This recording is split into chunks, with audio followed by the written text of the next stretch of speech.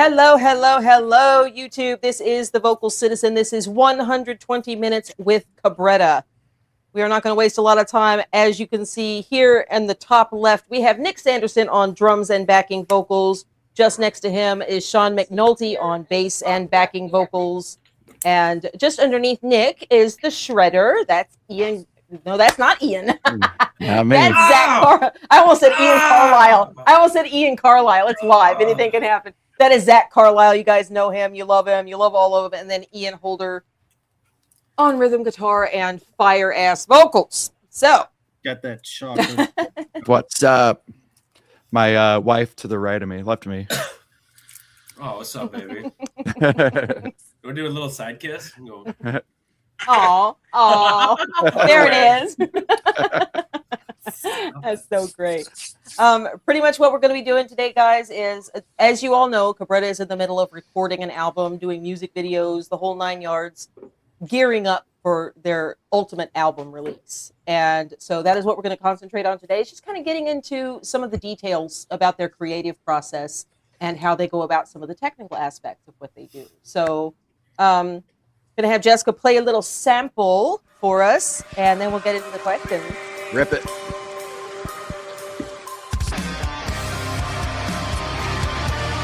Love it.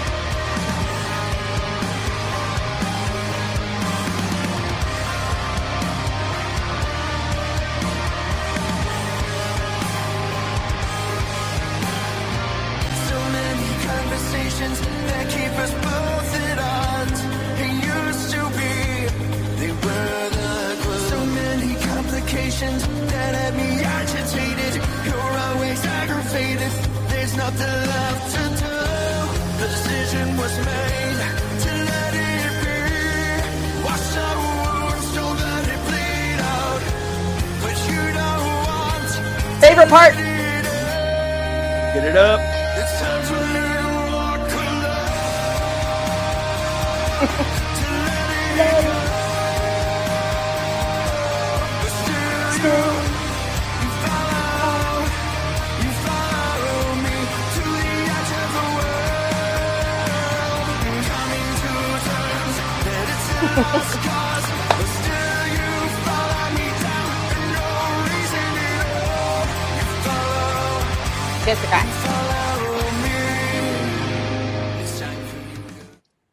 Oh, to let me go. I was cut a little short. Oh, goodness. Yeah. So the album, how is it coming? Swimmingly. Swimmingly. That's probably the best way to say it. Good, good, good. Where is your next jaunt to go get it finished? Are you going back to Nashville or are you heading back down to Florida? Shall I say? It's actually done. It's wrapped. We're just we're prepping for release. Oh, that's exciting. Yeah. That is really exciting. I'm sure. That's right. As far as the blueprint goes, what was the initial? I can't even talk. What was the initial spark or core concept that informed this album? And or were there? Did you have specific root songs that you'd already written that caused you to conceive of the concept, or no, was it just organic? Yeah, this album is the concept of CABRETTA and kind of the growth of CABRETTA, the formation of it. I would say, I don't want to speak for everybody, but we started writing this 2 years ago. Mm-hmm. And it's just been an accumulation of everything that we've done ever since, So I wouldn't say that we had a end game in mind, like a big grand plan, but more or less like this is CABRETTA. Welcome to the world. I love it. I love it. Listen, 17 seconds. That's all it took for me to fall in love. Compared to your previous work, specifically about this, what sonic boundaries or new genres were you determined to push into this record? Oh, you got to pick someone. Nick. Is a boundary like something that we're not gonna ever do? Is that what that means? Yeah. Well, you're basically alt rock. You're a huge band out of St. Louis. Alt rock is your core genre, although you play around with other influences as well. So what I'm asking you is, did you, as a collective, have already something in mind? Did you have your songs sort of picked out already kind of the mood, the flavor that you wanted the overall album to have? Or did you open yourselves up to new genres and sort of play in creative spaces? I think we, as a collective, the way that we write, I think we just see what comes out, and that's kind of what came out with these new songs. So was there a song on the track list that came together in a matter of minutes? And conversely, was there one that took forever, the most exhausting evolution to get it right? Well, Like, historically, if something takes too long, we don't continue it. Mm. And usually everything that we do is, I mean, how do I say this without sounding this way? But I really don't think it's very hard for us to write. So Great. things just kind of come together. And like this past week wrote 3 new songs. Oh, very nice. For next year. So Next year? Oh, yeah. Come on. Come on. Really, really quickly before we press on to another one, just want to acknowledge some of the people that are in the chat. That's why I'm looking sideways, guys. You'll be all right. We have Lefty in-house, of course. We have my spirit animal. Amanda's shadow is in-house. Gwen Triple G is in as well to show love to you guys. Yeah, so we're starting to get people popping in here. So What's I am going. up? Yeah. What's up, friends? Hey. I didn't know we were doing a live stream. This is sick. Yeah, we're doing a live stream. We're absolutely doing a live stream. Any donations or tips on this live stream, 100% of the net will go directly to Cabretta to help fund their travels as they're promoting and releasing the album. So That's awesome. yes, I'm excited about that. Let me switch over to Sean real quick. Uh-oh. Sean, reaction channel. You've obviously been on my channel a lot, doing reactions. Very, very generous with your time there. But people checking out Thief in the Night have specifically pointed out how tight and foundational your bass line is, along with what Nick is doing behind the drums. How do you approach? Well, let me put it this way. How do you approach your bass tone in the studio, I guess is what I'm wanting to know, to ensure you hold down the low end weight while keeping enough mid-range clank or distortion to be heard alongside Zach and Ian's guitar? Sure. These are, I mean, from a tone perspective, the idea is to, hold down the low end. At the end of the day, the bass is a rhythm instrument. So it's important to still be able to cut through a mix and still be able to kind of have the foundation of the rhythm of the song, which, we sort of flourish a little bit of melody here and there throughout, just to kind of assist with, the rest of the flow of the song. I'm a big believer in groove. So, my background being very heavily in the, I started out as a guitar player. So, at the beginning of it, that's, the groove is something that it makes or breaks the song, in my opinion. Yes. And so, it could be a pretty melody. It could have the best lyrics. It could have, all the best individual components, but the groove is the glue that kind of holds it all together. And so whenever it comes to implementing a bass part, a lot of times that's why I kind of go last in the writing and recording. So that whenever we do sort of lay the parts down, I take what's there and sort of do what I can to embellish the other parts and to, hold it down. That's sort of always been my approach, but both from a recording standpoint and even live, it's the same way. Nice. I love that. I was just curious because you add such character to the songs because, and number one, you're a liquid metronome. I will die on that hill. But you're very, very fun to watch when you perform. Very fun to watch. No offense to the rest of you, for sure. But, I'm a Sean fan when it comes to the movement on the stage. So we're just going to put it that way. I get the best view of Sean. So I bet you do. Well, I appreciate you answering that question because I was curious because Ian on rhythm, gotta fly. Ian on rhythm and Zach on lead. A lot of bands, the bassist would sometimes, unless they are very aggressive about it, would sort of get lost in that mix and it would just sort of fall to the background. But you put such character and flavor into your bass lines. They're just a joy to listen to. I feel them too. Well, thank you. Yeah, I appreciate that. That's definitely something that, those guys, there's a lot of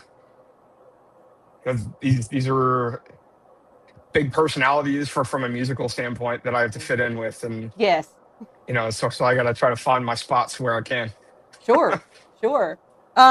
Zach, I wanted to sort of go into, and then as soon as you get done answering this question, we'll go into another piece of music. Maybe get some questions if people are putting those in. But as far as what I call you privately is a soundscaping monster, Zach. On atmospheric tracks, like Before You Go, the lead guitar almost has haunting ambient lines and swells that set a dark, moody backdrop before the heavy distortion kicks in on those two songs in particular. What is your studio approach to creating those soundscapes? Are you relying on physical pedal board experimentation, or are you dialing in like post processing plugins during the mix?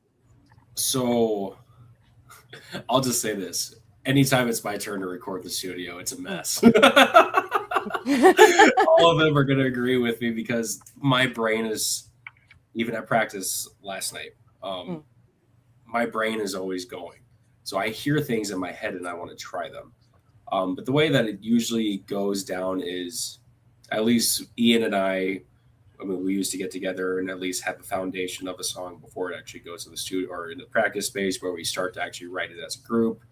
But my approach in the studio is track rhythms, get the main thing done before leads even go into it. Leads, I think, actually go after Sean's bass. So all those fun little extras, like the little reverb, like I love reverb. I love the clean ambient type sound over or underneath a heavy guitar. But that's because I have a very heavy metal influence. A lot of modern metal has that aspect to it. I try to come up with lines that do not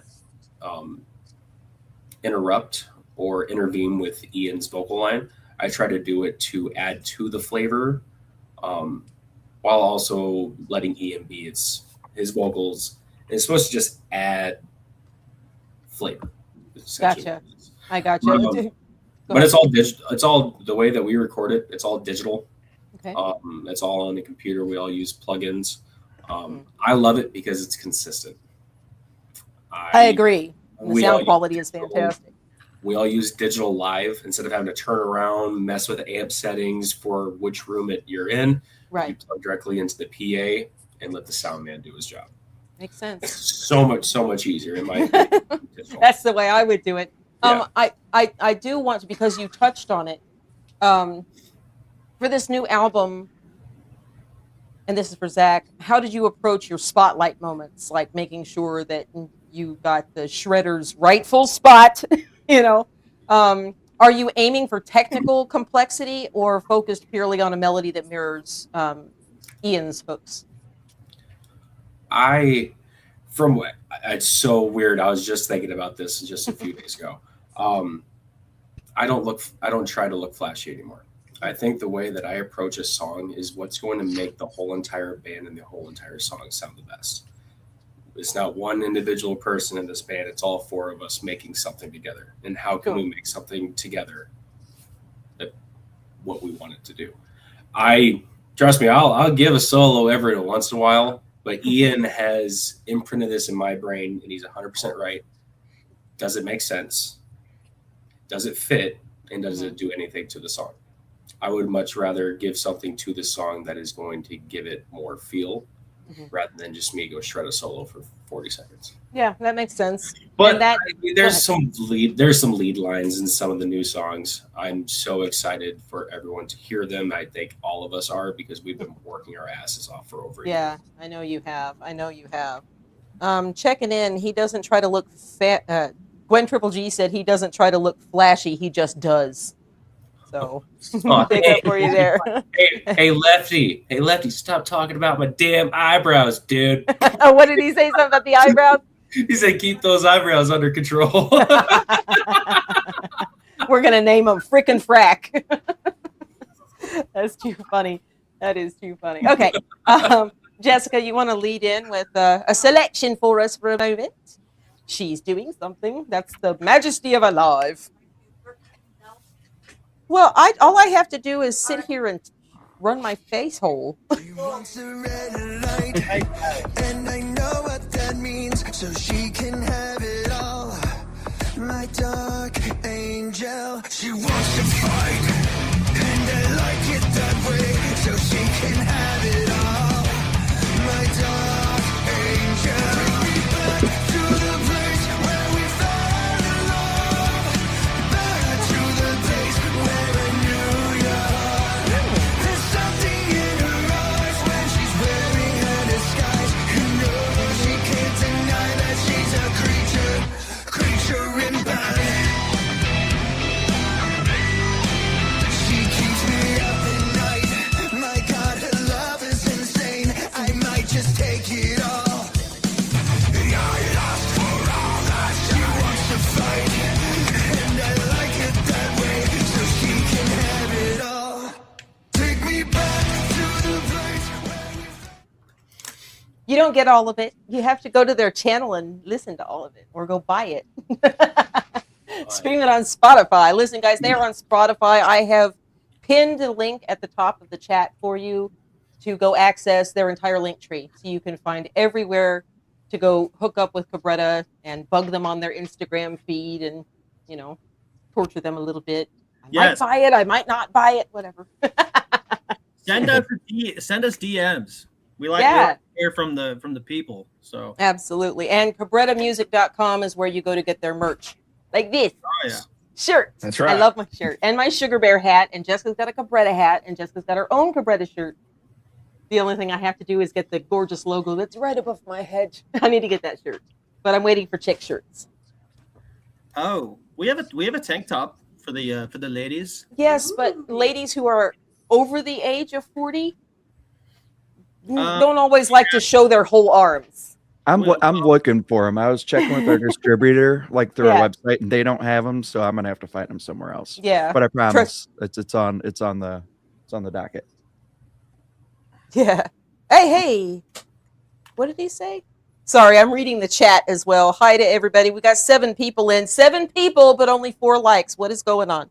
And for the record, guys, I will be chopping this up and making a proper interview out of it outside of duck-sized horses. I loved our chopping up with Cabretta. I really, really love that interview so much. It was a good way for us to get to know each other, being that was the first time we ever met.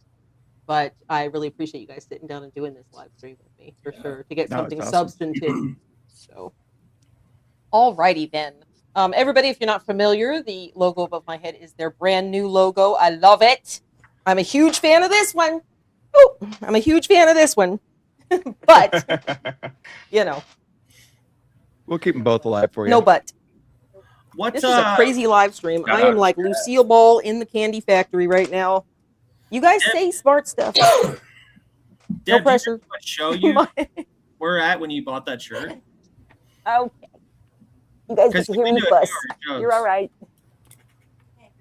I I think she- can't. My things got caught underneath the Lost- wheels of my rolly chair. Lost the buds. Chaos loves me. All right, here we go. I'm 55. I don't care if my arms are flabby. That's what Amanda Shadow said. Here you go. I don't care if they're flabby either. By the way, let's just take a moment, please, and do a big old double RIP for Dolly Parton and Tim Yeah. Curry. I mean, talk about bumming somebody out. But we love both of them, and they brought lots of Yeah. laughter and happiness to people. So, okay. Back to a couple of questions, if you don't mind. I'm going to go to Nick now. Nick? Yes. Don't hit me with one of your sticks. I would never. I sort of want to approach your backing vocals. I'm going to come at your drumming from the backing vocals perspective. Okay. Providing backing vocals while maintaining your high energy rock drumming complex. It's a massive physical challenge. When you're recording, do you map out your vocal harmonies while tracking the drums? Or do you set up to the vocal mic completely separate from the kit? No, yeah. So drums are tracked separate, and then usually Ian's main vocal is tracked, And then depending on the vocal part, if it needs a lower harmony, actually Ian will do it. But if it needs a pretty high harmony, I will do it. But those are all recorded separately. Gotcha. So- Okay. All right, Yeah, very but it's good. super fun though, man. Because sometimes we get going and we're like, dude, should we go low or should we go high, or what does it need? You know? So there So- are those intricate discussions about the stylistic choices that you make within those Yeah. arrangements. We'll bounce back and forth. Like Nick will be at the microphone, I'll run over, and then 3 seconds later, he's running back over there. It's just like very much in the moment what sounds right. Yeah, or and Richie's a big help with that too. He's our engineer, but Richie Krybom is his name, but he will be the the guy that says, I think this might be an Ian harmony, or so Okay. yeah. So Very cool. Very cool. How did the physical space you guys? I'm putting this to Ian. How did the physical space you recorded in impact the overall mood and acoustic vibe of the tracks? Was it a comfortable space to create? It was, I mean, whatever. It's always a comfortable space to create if you have the right people around you. There was certain songs that I sang in a closet in an apartment. Other ones where we were in a really nice studio. Other ones where we were in our buddy's home studio in his basement. So we tracked this out of 3 different studios, this entire album. Okay. 4 if you want to count Sawhorse, where we did drums for a couple of the tracks like Follow and our next release. We still get a very consistent sound out of it. Our same engineer that has kind of run everything, all these tracks, they're all being remastered to be released as one solid album. But even singing in someone's closet, you close your eyes, you get in the space, you have the right people around you, and you're able to be creative. Sometimes being in that bigger studio, I mean, it could even change the vibe in a more negative way. You slow yourself down, you get in your pace. I like to turn off the lights when I record, just be in my own zone. Yeah. No, I mean, but certain studios like Sawhorse in St. Louis, I really, really enjoyed the way that the drums came out in that studio when we were down in Florida doing some tracks. I still think they thought they came out really well there as well. But it was kind of cool being able to go through. I mean, we recorded this in 3 different states as well, which is pretty awesome. Yeah, that is pretty awesome. Yeah. That's definitely awesome. statewide. Hey, you're regional recorders. I got you. Regional recorders. Dun, dun, dun, dun. Yes, we have a question from the chat. This is Lefty. What are your preferred clothing selection for proper sound dampening? Clothing? Yeah, that's what he said. What are your preferred clothing selections for proper sound dampening? I don't know if I've thought about that, to be honest. I normally when I'm in the studio, I try to be comfortable. Unless we're trying to shoot something for socials, I'll kind of wear what I would wear on stage. But typically in the studio when I'm doing vocals, I'm either in sweatpants or shorts and a tank top. That'd be my preferred method in there, because you're locked in there for a couple hours and you're sweating. Everybody take a moment and get a mental picture of Ian in sweatpants. Great. Yeah, so that's cool. Do you prefer tracking your core instruments? And this is for anybody. Everybody can answer this. Do you prefer tracking your core instruments live together as a band to catch raw energy, or did you meticulously layer and overdub each element part by part? How did that happen? So, go ahead. I would say usually we get a scratch track. Mhm. So we'll get the things so that we can get some scratch drums to go off of what Nick's doing. So we actually have a foundation of the song. Then everything is layered over that. And then we get real drums afterwards. So I think most of the time it's me and Nick, where we figure out the basis of a song. Sean records with us too, where we get just like a scratch foundation of the song. And then it all goes from there.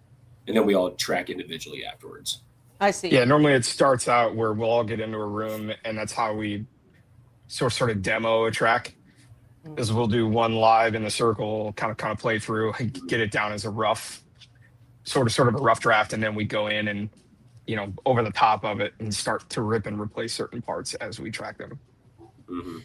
Yeah, and then you take it to pre-production, and then it gets chopped and screwed, and then chopped up some more, and then in a good way though, and then you go from there. Mm-hmm. Yeah, there's different ways to skin a cat. You take it back a couple decades, everyone is in a room together recording. And honestly, I'd like to do that someday. I wouldn't say that that's like the way it needs to be done. I think maybe there's a pride element to that. Sure. But there's songs, our most recent recordings that are coming out next year.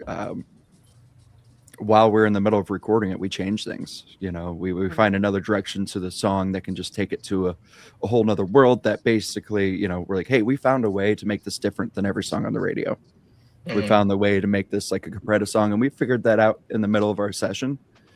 It's, I guess you could figure that out if you're all recording together, but no, I mean, just being able to sit down, record piece by piece by piece, I think gives us just another creative element that we're able to evolve throughout the recording process. Yeah. And also kind of did. Go ahead.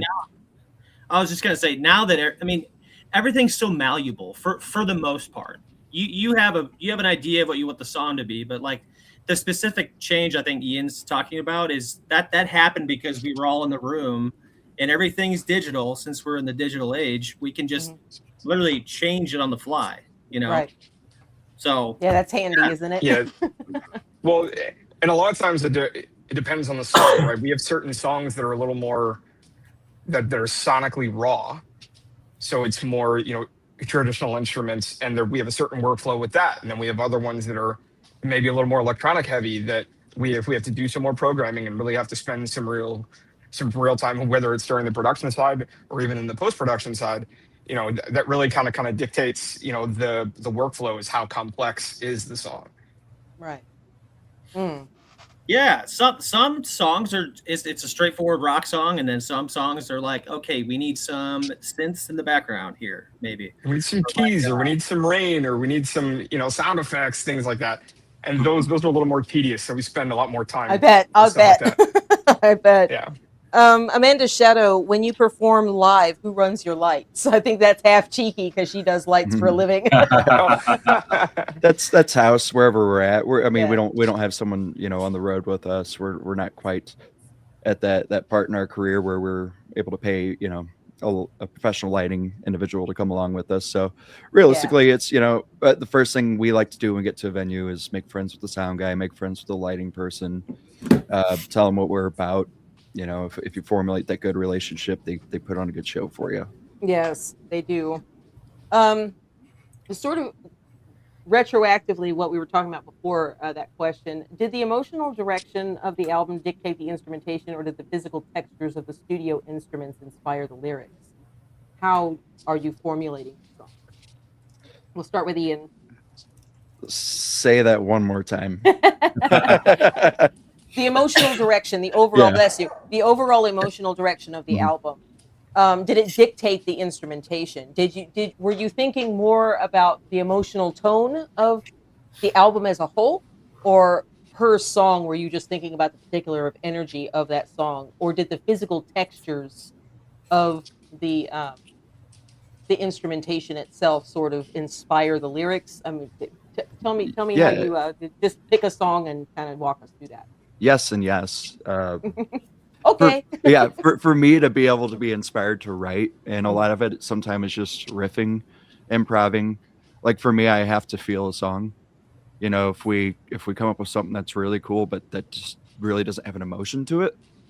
We've had plenty of those that just, maybe we'll revisit, maybe it'll match an emotion that, we feel later down the line. But if it doesn't present a good emotional feeling, and I don't mean good as in like a happy, I mean good like it's presenting an emotion that is raw, that is completely perceivable, then we really don't pursue that song. We'll move on to something. So say it really, to answer that, it's usually the music that brings out the writing. When we what is this presenting? We'll work together. How are the lyrics going to flow? What kind of melody are we going to make? What are the lyrics going to be about? And that'll travel out to each different instrument. Where is Nick going to go with the drums? How does he want the audience to feel? because I think he makes the audience feel the same way the vocals do. I think that both I Sean agree. and Zach do every instrument. I So agree. the thing is, find an emotion, whatever that emotion is going to be for that song, and then just start to stack on top of that with every instrument and every vocal. And you just build from there collaboratively. Mhm. Lovely, lovely, lovely, lovely. Jessica, you want to play us another clip? I like Yeah. not knowing what these are going to be. This is cool. Yeah. I know this one. This is my jam, dude. Along the water that keeps you fed, were you the one to bite the hand within the circle that keeps you warm? Were you the one to pass the blame before you go? I love this song. To let me see the weakness in you before you go and drown your fears. To let me see Zach! darkness in you.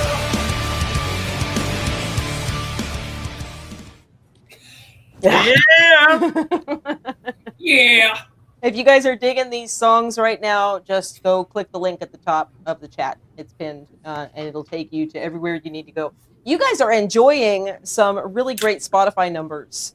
Was the swell enormous? And when did the surge happen? Do you remember approximately what song you dropped that made your Spotify numbers go crazy?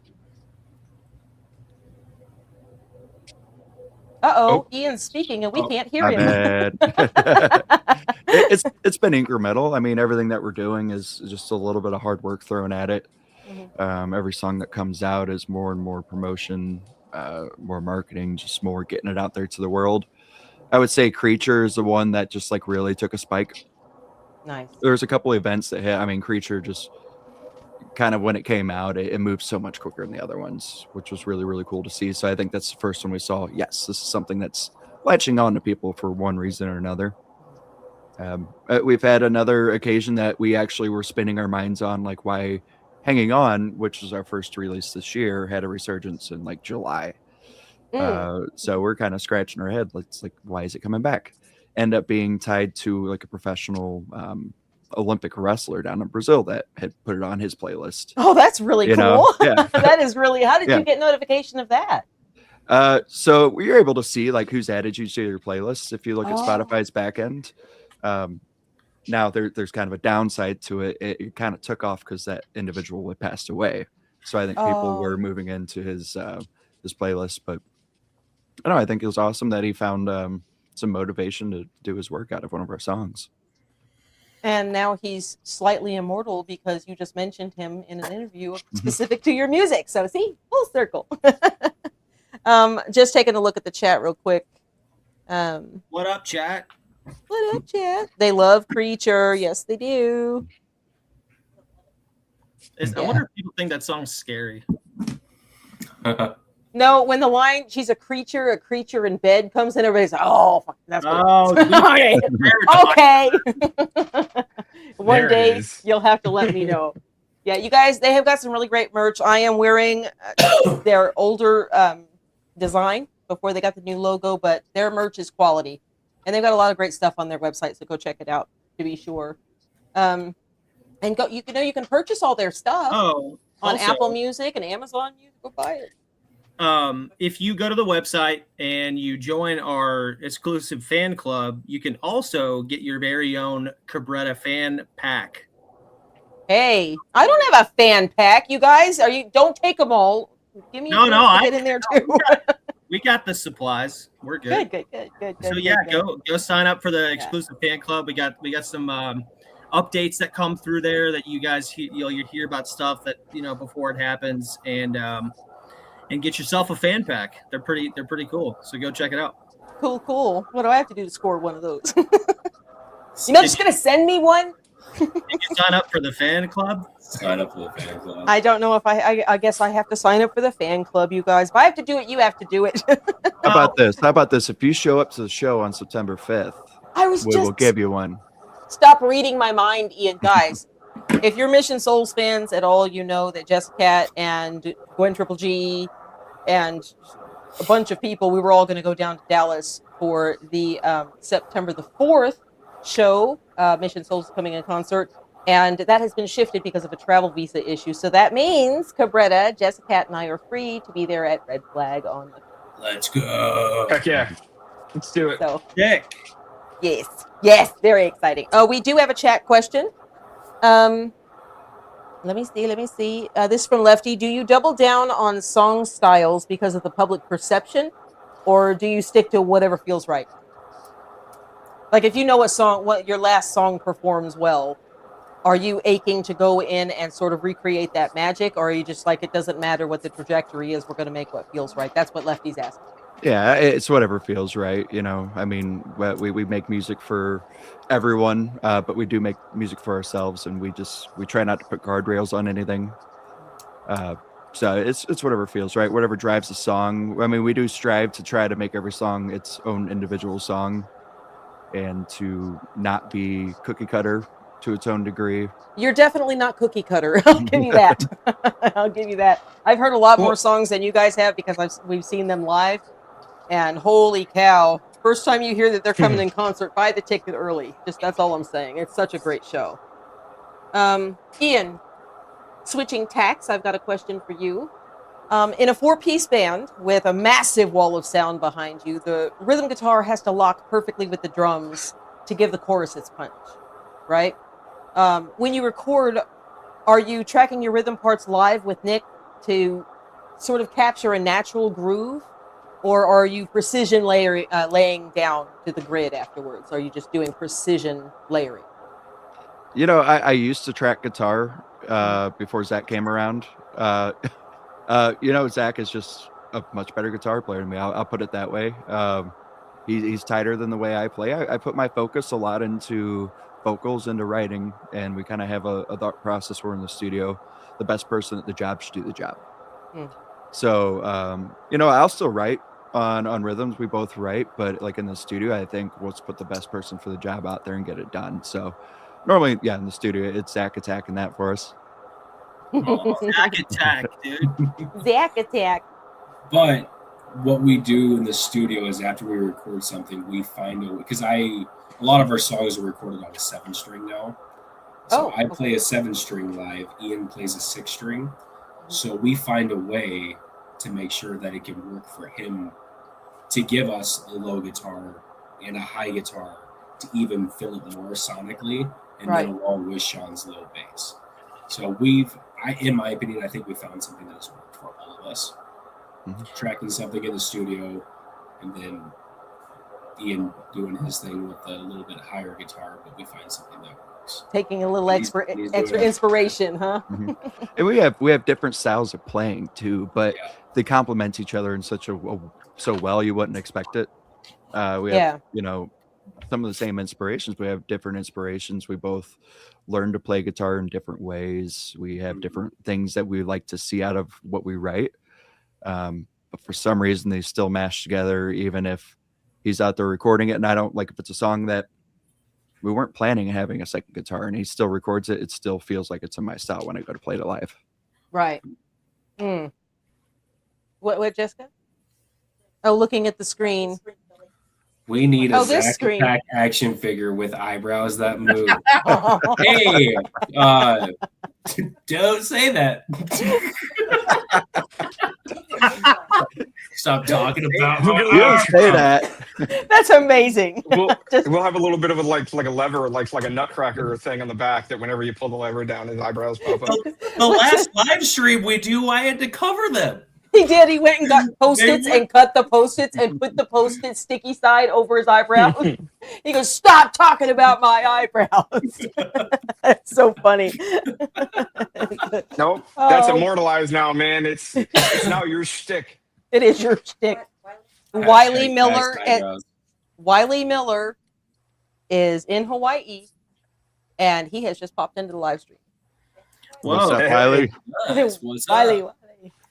He's my surfer dude. He's a surfer dude. He just lives on the beach. He's a beach bum. I love it. Hi, Wiley. Dude, that's awesome. Jealous. Ask him, does he skimboard also? Or does he just ride? He can hear you. He can hear you. So just ask him. Dude, Yeah. sick.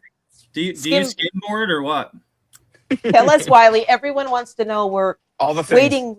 waiting with breath that is bated. Why can't I talk today? Holy crap. Words are hard. Words are hard. Maths. I do have a question for Wiley. Is everything good after the hurricane? Like you guys like Oh, settling in well? I do skimboard as well. Hell yeah. There you go. Yeah, he does. Are you okay? Wiley, you know I love you. Did you survive the storm? Okay. Is your house Clearly still intact? survived. Did you lose your surfboard? Please tell me no. Well, it got the What's- leash in it. Oh, that just made me think of Rocket Power. I hope he's the dude that goes out and surfs during the hurricane. There's a throwback. Yeah. Yeah, I was gonna say you just unlocked this like some nostalgia for me when I was a kid. While we're waiting for Wiley to let us know, Sean, I'm going to come to you with a question. Yes, ma'am. Because Ian, let me think of how to say this. Because Ian anchors the rhythm guitar, it gives you a bit more breathing room as a bassist because he anchors his rhythm guitar so well. Are there moments on the upcoming album where you step outside of just locking with the kick drum to introduce, like, how do I say, subtle melodic counterlines, if I'm using the right vernacular? That was Yeah. So since we started kind of coming, into these more recent tunes, I'm starting to find my, I guess, my groove, ironically, where, I'm finding my sonic space where I get to play a little bit. Historically, my focus was more holding it down. Is kind of helping with that foundation so that the other guys could kind of sparkle over the top. And in these more recent recordings, you'll start to hear that, like, I'm starting to, I guess, come into my own as far as I get to shine a little more. So that's nice. Yeah. But yeah. yeah, play that shit, Sean. Yeah. Play that shit. Okay, Wiley has answered us. This screen, Deborah, this screen, we are cleaning Words up are the all mess. good. Let's Yeah. go, Wiley. Yeah. Oh yeah. Wiley, do you have the proper typhoon like shutters that close outward outside of your house to keep coconuts from? When we lived on Guam, we lived on the military base, and all of our doors, like your front door, you usually turn it and open in, correct? Well, on Guam, they open out. And your windows, they all have boarded shutters that you just swing close and lock into place to keep Nick. coconuts from flying through your window during a typhoon. Holy crap. This is my skimboard, dude. There you go, Wiley. There you go, Heck Wiley. yeah. That is actually really sharp looking. That's very cool. Oh, I went on a surfboard one time. I stood up for approximately 8.5 seconds and then drank salt water for about 5 seconds because I Hey, fell beat a over. bull rider. I did, yeah. Really bad. Nick, Yes. now that you're done playing with your skimboard, your drum style Yeah. provides freight train energy. Okay, that's just your drumming style. I love it. I feed off of it. Sick. And but you put this energy behind their heaviest riffs, which is really interesting. It happens a lot, but the way you do it is so dynamic. In the studio, how do you map out your dynamics so that the transitions between quiet, eerie verses and explosive choruses feel like they're hitting with the maximum impact? Okay, so that's a lot of that stuff happens ahead of time, and I like to play the songs we're gonna track together as a band in the rehearsal room. So because that's really where I come up with a lot of my ideas is when we're all together. And then also like when I demo the drums, because there's like demo tracks and then there's pre-production and then there's like actually go time. So I have a lot of time to think about all that stuff. So I kind of map it out ahead of time unless Richie might want something else or something different. But lately he's hasn't really been giving me any feedback, so that's a good thing. Oh, he's just leaving you to your own devices. That's nice. Yeah. So yeah, I kind of pre-plan all that stuff, really. I there's usually a lot of time. I spend a lot of time thinking about that sort Do of you? thing.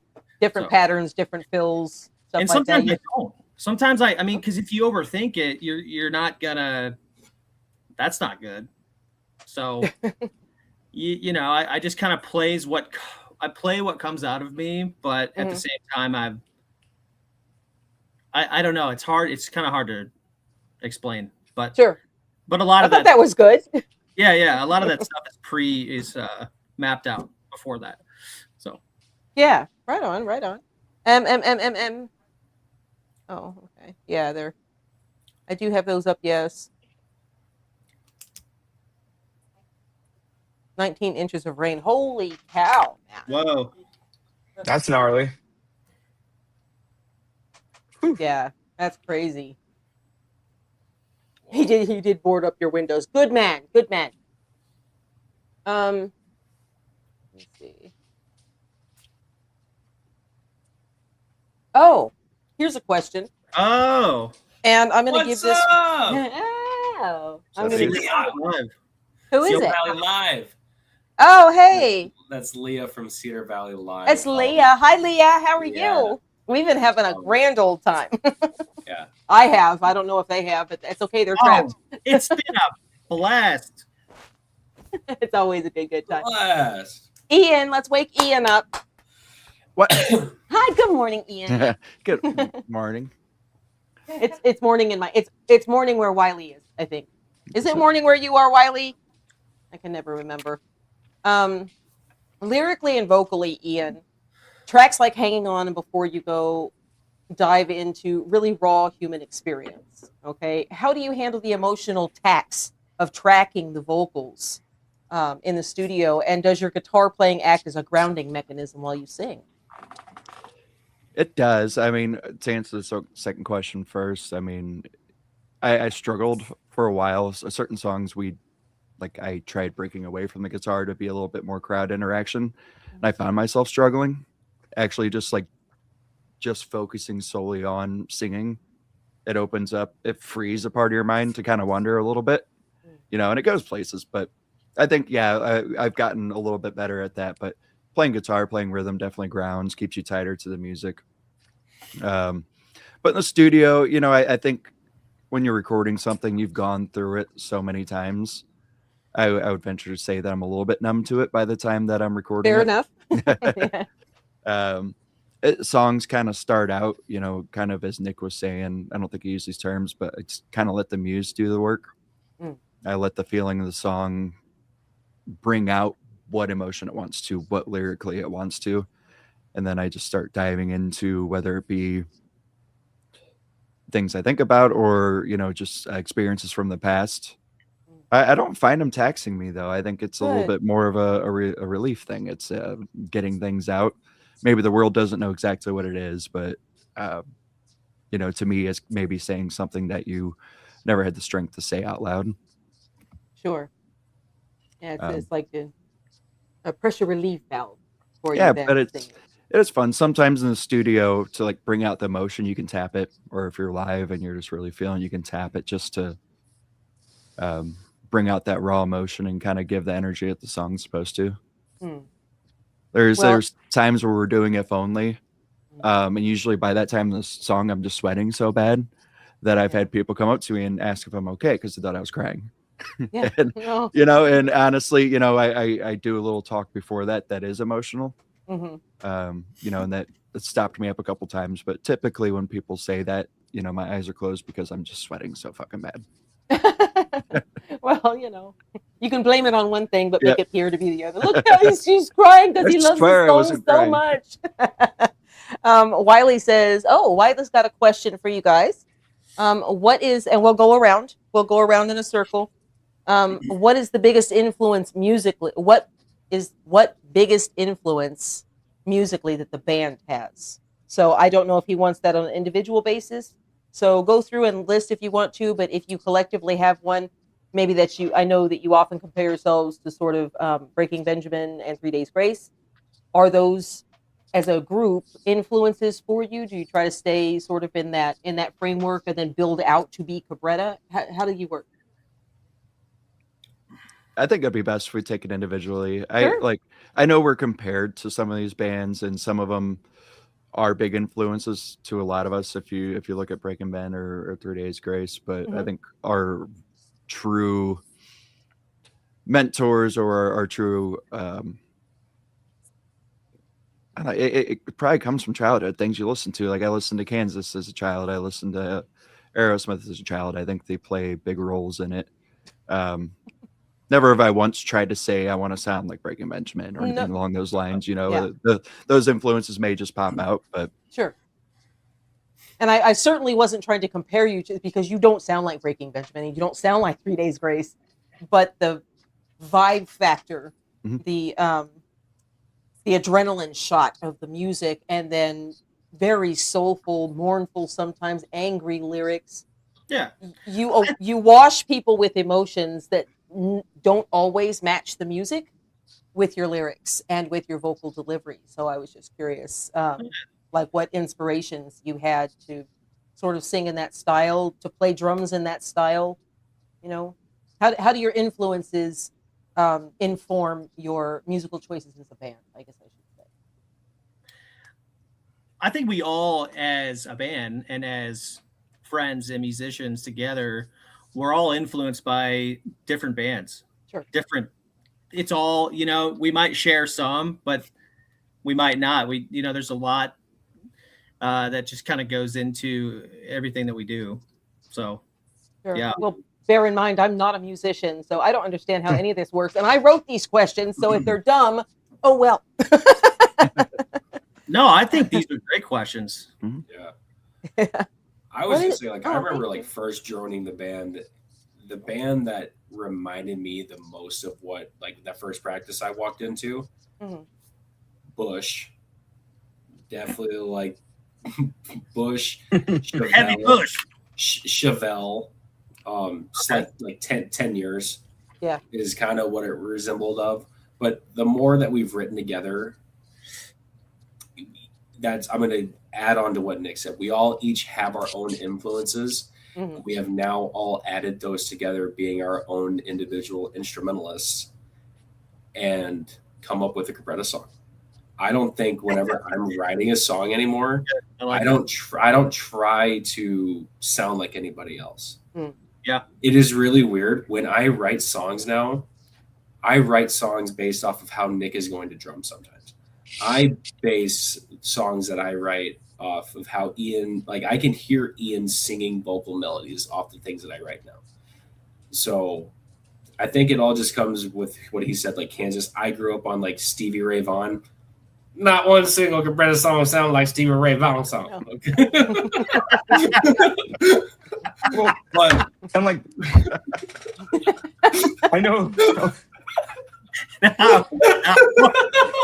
There's a lot of laughter. I guess we're not part of this. This is a band thing, I guess. no, we're all part of this. This is No. They're dying. Yeah, This is Zach for you. yeah, They're it's dying. less. but I feel like That is- whenever it comes to us writing, it's less about like bands and songs and more about like it's a collection of our musical story, right? So it's all of the things that we've gravitated towards over the course of our careers and over the course of our more formative musical listening years. Like myself, I feel like, I'm not necessarily maybe identifying with any specific song or band, but I definitely like some of the most formative sort of styles that inform the way that I play. Mm. It's probably somewhere between pop punk and disco. Hey, It's somewhere floating in the middle there. And so there's not really any specific thing to pinpoint it at, but definitely like when you zoom out and sort of look at the big picture, like there's a lot of common threads that run through those genres and those styles that you could maybe see some influence there in like looking back at it, like in hindsight. Yeah, I mean, there's the percussiveness that I play with, I think speaks to a lot of it's a little bit of disco, it's a little bit Yes. of pop punk, it's a little bit of of You know- all of that. So do you now know I have the- to go back into your catalog and listen to all of it. Be like, where's the disco? I get you. I get you. Wiley wants to know: is 311? Are you guys fans of 311? Are you inspired by 311? Yeah. Oh, yeah. Yeah. I love 311. Hey, there you go, Wiley. So I'm Oh, not. yes. I think I'm the only one that's not. I've tried, but I think It's all good. I think the reason why is I've listened to the radio one. Shut up. I've heard Down. And the Great thing song. is, let me say this: I spent my whole childhood playing Guitar Hero. Down by 311 was on Guitar Hero World Tour, so I used to hear that song all the time. I think that's just one of the bands that I never ventured out and listened to the rest of the stuff. Gotcha. No, it's all about influence, and sometimes, as far as I'm concerned, if I go to somebody and I say, "Hey, listen to this Cabretta song," all I want them to do is listen to it. If they don't like it and they tell me they don't like it, I'll be like, "Thank you for your attention to this matter." You know, I thought you would be like, put it in front of them, and they either dig it or they don't. you're not like, if they say that they don't like it, you're not like this, like, Well, And then you just walk no. away. Usually, I just tell them that I apologize that their ear holes don't work. But I've only had to do that. There's only been one person I've ever shown your music to who said it's not really for me. That's because he listens to mostly country. yeah. And Everybody else I've shown you to, they're like, "Oh my god!" So I was also kidding. I'm sure there's people that don't. yeah. That's okay. I'll break a banjo out for that guy. Mess around and find out. There you go. That's it, dude. Put a little Stick it Dr. down. Hook in there too. Don't. Pardon You me. don't like this? You don't hear the Stevie Ray Vaughan in this shit, dude? You don't hear that? Man. That's gonna be stuck. Oh, there you go, Ian. He could hear a little 311 in some of your vocals. It's really cool to hear. I mean, I hear a lot of different references to different singers, and some that I would never even like think I'd be associated to. So it's always kind of cool to hear, like, hey, you kind of sound like this, and especially being someone like that that's super respectable and has their own unique style. That's Exactly. it's really cool to hear. I have never heard a voice like yours. I've heard alt rock many, many times, but you guys bring something atmospheric. And I think a lot of it really has to do with the foundation of the bass lines, because then Zach comes across the top of it and brings this airy, delicious stuff going on. And then Nick's back there losing his damn mind. And then Ian's just singing the hell out of it. I wish I could do music. I can't sing, guys. I promise you do not want to hear me sing at all. So this question is really about your complex layering and textures within the studio versions of your music. How are you planning to translate these specific studio arrangements into a live performance setting? We play all these songs already live. Mm-hmm. You don't do variations on them? I know that you've extended bridges out sometimes, just laying down a pattern, like when Ian walked out into the crowd, singing. You kind of extended that song a little bit. I'm just curious, is that something that you normally do? Because I know you've come off of a Smile Empty Soul regional tour and stuff like that, so you've got a lot more legwork with regard to the live performances, and you're huge in St. Louis. So I was just curious, kind of how you approach that. When we get together for rehearsal, we'll sit down and build the set list, and then we'll build the show, and then we'll talk about transitions. So sometimes usually it's what happens before. I don't want to give it away, so in case you guys come to the show, we are coming to the show. But like usually it happens before the song. It's like that's kind of where like the differentiation comes in, is like the transitions. I think you can get away with a lot there. But Thief in the Night has a new addition to it, though. Why are you changing one of my favorite songs? Oh, it's You Will Like It, I think. And it has a new addition towards the ending. Oh. And that kind of just came from why? Because we had to play a little bit longer or something. That's kind of why we started doing that one. But I think so. Yeah, I think because we need to extend it. Generally, oh, good, everybody's still there. I think my thing just glitched for a second. I'm going to ask Sean this question, and then I also want Zach to answer it. And anybody, if the two of you want to answer, but I specifically want to hear from these two. what was the single biggest technical roadblock you encountered during tracking or mixing, and how did you engineer your way out? Give us some behind the scenes, like some got fucked up. I know it did. Tell us what it was and how funny it was.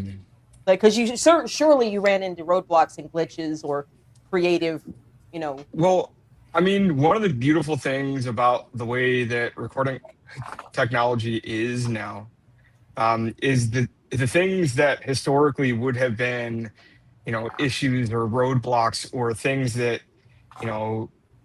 would stop you from being some sort of a creative. These are not, they're not really factors in the way that we record. These are, we are privileged enough to work with a really good engineer that has a lot of really cool tools that allow us flexibility to adjust and adapt and try something. And if it doesn't work, we can revert it back, or like there's always so much flexibility in the way that we record. So, the way that our workflow is set up is it prevents a lot of those things from happening. Like, there are things that don't work. Like, we're just throwing shit at the wall and seeing what sticks sometimes. It's a fun game. Yeah, I mean, but these are things that, like, oh, this riff would sound cool here. Let's try it out. If it doesn't work, hit delete. Like, it's that simple. It's not like we're not tracking on tape. This is not something that once it's down, it's written in stone. Right. So one of the really cool things that we get to play with in the studio is, in the moment, if we're tracking something and, hey, I want to try to go to this note for this take, and then we have the ability to kind of A/B it and see if it works. Yeah. Like, it's that simple, and it's super flexible, and it makes for a much more pleasant, less stressful recording experience, because we don't have the pressure of going in like we only got one shot at this. Right. It's not like that at all. We actually have room. 4 rolls of tape. Yeah, exactly. No, we have room to play. Like, we have room to experiment and to see what fits and what doesn't. And that's it's been a really cool thing to leverage. It's been a really cool thing to just tinker with. We've seen this a lot on the post-production side whenever we're sort of filling in the gaps, when we're looking for sound effects or ambient instruments or things like that. Like, these are all things that normally you'd have to get musicians in a room. Like, historically in the past, if you wanted strings, you had to have a quartet in the room, in a live room, and record, and whatever you lay down is what you get. That's what you get. That's it. Yeah. Exactly. And the way that technology is now, there's a lot more flexibility, there's a lot more freedom to the way that you put those things together. You can manipulate sounds and tones, and like, you can really, really get super creative, and it's very approachable and very accessible, to really dig into what's possible. When you worked with Richie, did he encourage you to be creative and sort of think outside of the box? Was it an invigorating creative experience with him? Explore the space. Yep. You guys are exploring His catchphrase. Yeah. and I like Richie, yeah. Out of all the years I've been playing music, that man has humbled me more than anyone I've ever met in my fucking life. He is the one person where if I hear him say no, I know he's right. Because he knows what he's doing. Roadblocks. I mean, Richie, I know we all keep going to Richie, but I honestly feel Richie is just as much part of Cabretta as anyone else in this band. I appreciate the hell out of him just because he's helped me become a better guitar player. But roadblocks, I mean, if any guitar player is watching this or will watch this, we all get in a writer's block. I mean, I've been there, Ian, I guarantee you've been there before, where you just can't get out of this rut. So sometimes, I mean, I've turned around and I can't figure something out that's going to sound good. I'll turn around and look at everybody else. I'm like, what do you want me to do? What are you hearing? And we'll come up with something together. I'm blessed that I get to be in a group of guys that are able to help me get out of that. and we all are wanting the same thing. We all are expecting, or we're all making something that sounds great as a song, as a whole, as a band, as a whole. Yes, you are. So, You are. I'm addicted to your music. but I listen to it every day. along with what Sean says, the only real thing that we have that are roadblocks is if a song's not working, it's not working. On to the next one. Mhm. Oh, so Well, you'll scrap it, or do you maybe put it in a vault and Well, maybe cannibalize it later for ideas? A vault. So that's actually how Follow went about. We had another song that we had drums tracked for in Nashville that we started working on it, and Richie turned around and says, I don't think this is it. And then we showed him Follow, and he's like, where the hell have this been? Where's this song? Yeah. That's what I said. and we started working on it within minutes. And Nice. that's how. So that was born in the studio, really. The final product of No. Follow. Follow is Ian and more- I. We like tightened down the bolts. We tightened down the Yeah. bolts there, Okay. but it was pretty much, you know, it was weird. Follow almost had 3 different storylines before that day, and it was a little bit of like a, you know, Ian, we gotta come up with one story. What were the other stories? Tell us. And an exclusive on Vocal Citizen. What were the other stories, the concepts? Tell us. Oh man, what was that? What was the Please? original one? Wow. The original one was tracked at your house. It was me, you, and then No, Mickey. for the original vocal line where it's time for me to walk alone. Oh, Um, maybe I'm not one of a kind. Yeah, yeah. I'm not So one it's of a kind. Yeah. there's a little bit of humility, I think, is kind of what the original concept was built out of. Okay. It all had the same end of the day, you know, thing, like where someone sees something in you that you don't see. Right. Is a little bit more of what the concept was, and I think that still tracks in the song, at least to me. I don't know if It everyone does. else hears it, but The song is so beautifully cohesive. It makes total sense. The lyric video is phenomenal. It's so good. Your lyric videos are not boilerplate. They actually have some pizzazz to them, which I really enjoy. Who does your lyric videos? Do you guys do those yourself? Is it cross project depending on who's available? we've done a mix. Yeah. Director Remember- Holder, this last one. I did the last one. I did the Follow one, Mm. and then the Hanging On video, which is a little bit of a mix of a lyric video and a music video. Yeah. He Before did that, the follow. He did the follow one in the back of the van on tour. we were running out of time. I'm like, I guess I got to knock this out. Did you really? Yeah. Saucy. Yeah. Saucy. Just yeah, we took Jeff. Jeff, yeah, does our artwork. So I took that, threw it in a cap cut, and spent some time, basically just layering it up, I guess we'll call it. But yeah, we're gonna. Don't give him the secrets. No secret sauce. No. Unless you I- whisper it. Nobody yeah. else can hear if you whisper it. Like, I'm actually, I've got the live stream up on my computer, and Leslie commented something about Oh, patch did he? cables. Yeah, about like issues that you may run into the studio, and he mentioned Oh. patch cables. Or oh, there's patches, always a bad and- cable here or there, a bad patch, something, but digital does give you a hell of a lot more flexibility. Yeah, Yes, it Yeah. does. even yeah. We were Yeah. trying to record, and when we were in Florida, we were only the 3rd artist to record there, so Ooh. they're still working out their kinks. Sure. And I think there was one period of time where we were like flow state, and we couldn't figure out. We decided to put in God. a solid state reverb Don't onto remind something, me. and then everything just Oh, went bad haywire. memories. Yeah, Nick, Dude, I don't just got die. I just got a headache just now from that. I remember them doing this and like kept trying to figure out what the hell was going on. Well, and that, God. I mean, there are definitely pros and cons to using outboard gear, and that Yeah. was a shining That's light. fun. Yeah. That's Yeah, pretty funny. I remember that one. Well, hey, it's no fault to anybody else. It's just you got to hook your shit up right. Yeah, you do. You really do. On a trial and error, though. Jessica Cat's oldest daughter, the one who designed my Vocal Citizen logo, is in. She is Viral Cosmos. Oh, what's Um, up? What's up? Hey. Yeah, that's What's Britters. Hi, That's Britters. Yeah, Britters is amazing. All 3 of Jessica's children are prolific artists. Nice. And Jessica is too, and her ex-husband is as well. So just ridiculous. I can draw you a Nice. stick figure, but the little triangle dress will be a little crooked. So Is she the one that drew Ren's cat, or whose cat was it that they drew? They did the unboxing video on. oh, that was Moneybag. That was Skinner Moneybag. Brothers. Stephanie is Yeah. Jessica's middle daughter. She's Hab's art studio. Pop up her thing and Viral Cosmos on there. She's Hab's art studio, and she's done work for Finnegan from Love Ghost.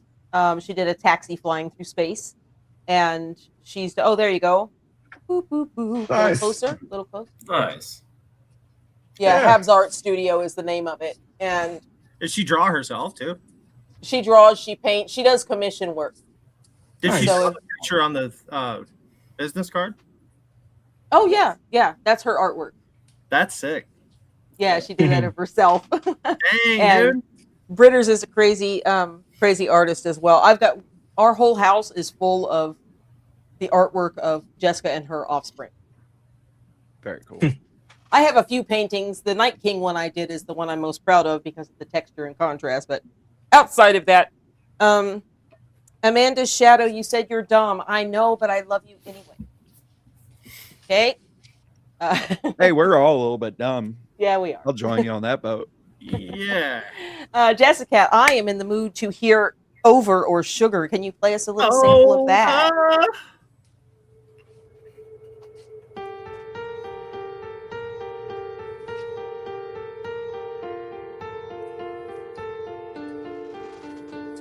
You're something I can't live without. Is it over? Is it over? You're someone I can't do without. Is it over? Is it over now?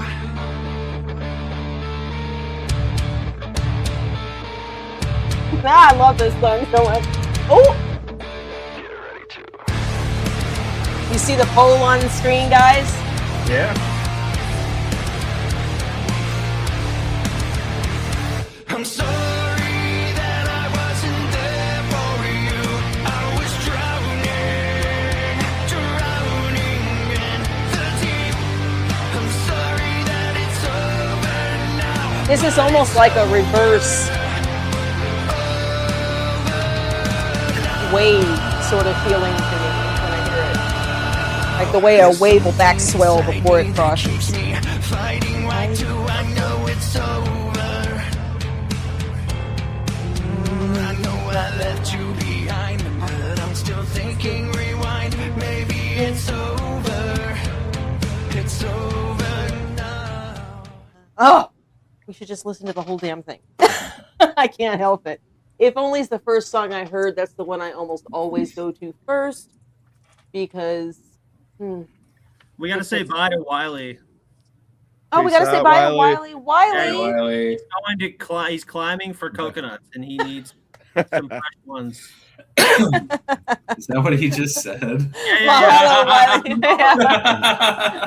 Mahalo, Wiley. I love you so much. Thanks for coming. Really, really appreciate you. There's his on the screen. He's gonna climb for coconuts and needs fresh ones. So mahalo. Yeah, you know what? Do you use the milk? Because if you don't use the milk, just put it in a bottle and send it to me. I love coconut milk. Yeah. We used to coconut milk. What? Cabretta coconut milk. There Hey, it that is. sounds like a product placement. Peace out, Wiley. Okay, he said rock on to you guys. So there you have it. Rock Rock on, on, Riley. Wiley. dude. Rip those waves, dude. Rip those waves. Yeah, trip those waves for sure. Oh, I love Wiley. He was supposed to come through. I guess his trip got canceled or whatever. We were actually supposed to meet him in June. He was coming to the United States. He was going to swing by our neck of the woods and come see us, Oh, and wow. have Jessica's middle daughter paint on his what was it? His surfboard, his proper surfboard, not the skimboard. But he's going to have Jessica's daughter do some artwork on his surfboard. Oh, that's cool. Yeah. So now this is for anybody, everybody. I do have a few more questions because I came prepared today. Standing on business. Yeah. No reactions. How many songs did you actually record that ended up on the cutting room floor? And how hard was it to finalize the definitive track order? If you didn't cut any songs, skip to the second part of the question. I'm just being nosy. Last part of the question, we don't have a track order yet. Okay. every single song we recorded, aside from one, is making the album. Okay. Even though that one song actually created some really good connections for us. You know, we went in and you know, you just played Over, and that was honestly the song that kind of brought the band together. That was the song I showed Nick, and he's like, "Hey, let's do something with this." That was the first song we ended up recording. There's some history in that song, but we recorded a couple others. We recorded Sugar, we recorded If Only, and then this additional song. Once we got done with that, Richie comes back into play, and he starts sending out to, you know, his friends. He's like, "I think there's something here," Yeah. you know, and introduced us to a producer we were working with. You know what I'm talking about? I know what song you're talking about now. Oh, there's two songs then. There's two. No Yo. And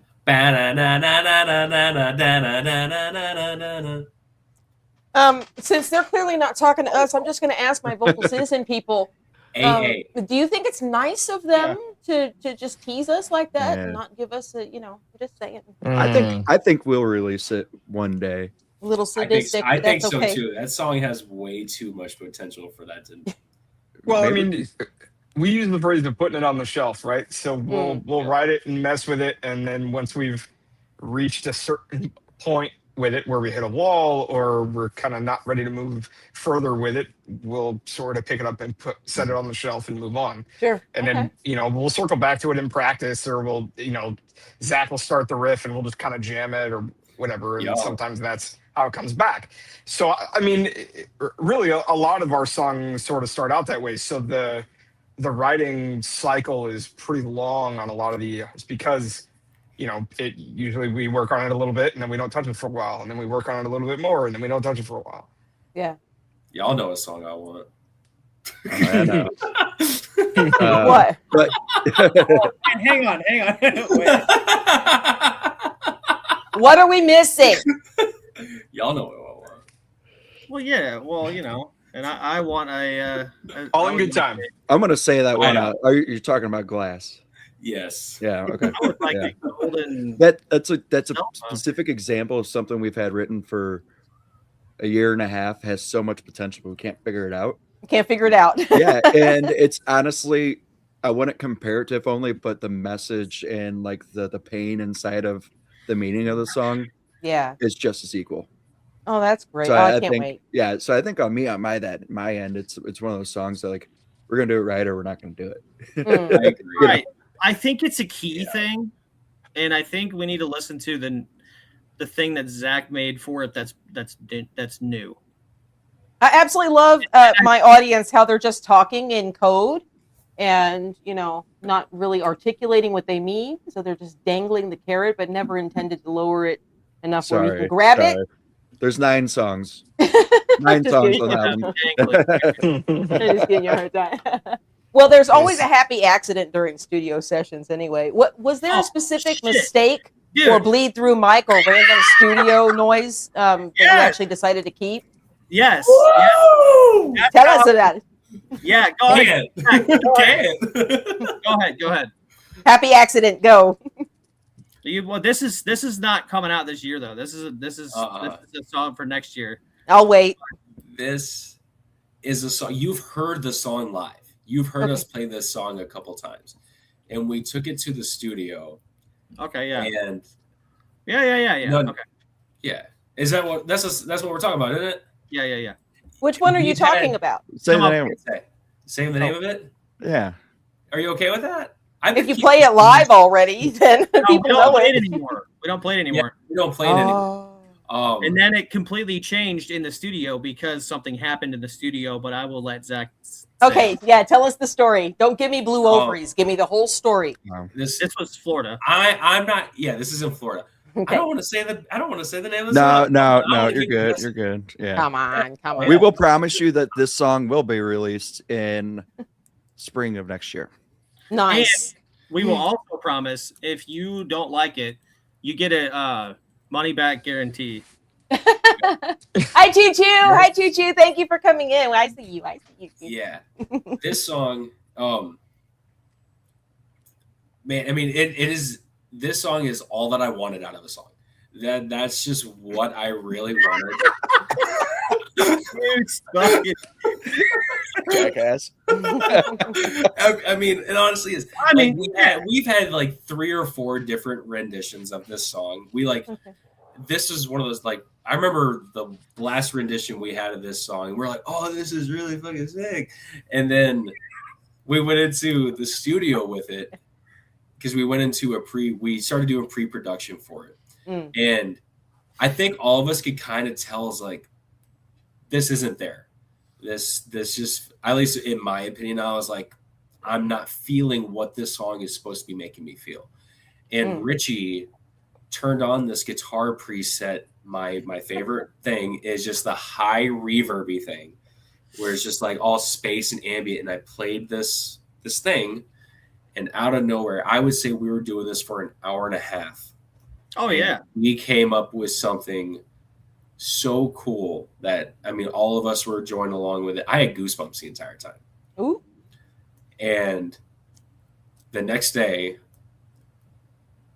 I think I was up until we started recording that song at like 9 o'clock, I think, and I didn't get done tracking guitars until 1:30 in the morning. So many layers. Yeah, I mean, all that you need and all that you wanted, like out of the song, like this is the one that like it gave me what I wanted, you know. Not to get you excited or throw any fucking hints out there, Zach, but yeah, I'm sorry. We got to quit doing this inside stuff. Sorry, guys. Yeah, we've already given you too much information. Soon enough, you'll be in on the joke. It's okay. Yeah. Oh, okay. Yeah, you'll know. Yeah, you'll watch this back next spring, and you'll know what we're talking about. Okay. And eventually, it will come out. But yes, that was a studio moment where everybody goes, "Oh shit!" Yeah, and then it completely changed the entire song. That's cool though. Hey, that is evolution in real time. I love that. Sometimes, and I'm not like tooting the horn or whatever, but you know, like somebody has to. But it's like, I can't believe how good that song is.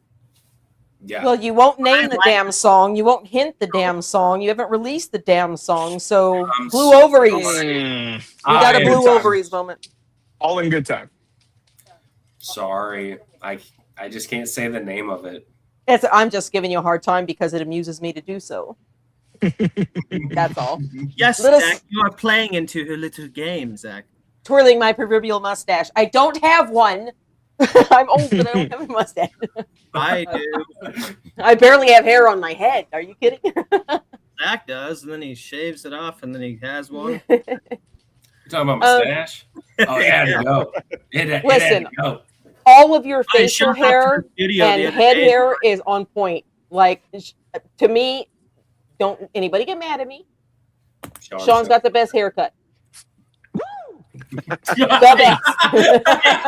Sean's got the best haircut out of all of you. You do. You do. You know what? I would say that like that's okay for you to think. Yeah. Because well, you don't have a haircut. You're not even in this conversation, Nick. You've got the flowing locks of red, the fiery red locks. Okay, I was feeling a little bit attacked there, so I had to defend myself. But now, oh no, darling, when I attack you, you'll know. Oh, yeah, baby. Don't wind me up. Okay, press on. I was gonna say, like, what happened in that studio. In my opinion, I'll just say this: I think that was the coolest moment we've ever had in the studio. And that was the Florida studio, you said, right? Yes. I think that was, out of all the things that we've done together, that was the click. That was the click moment where the click. The click. Thief and the clicker. The clicker. They started it. Yeah, just happy accident. Hi, Johnny. You wanna love me, There's nothing better to do. Go on and touch me. There's nothing better to do.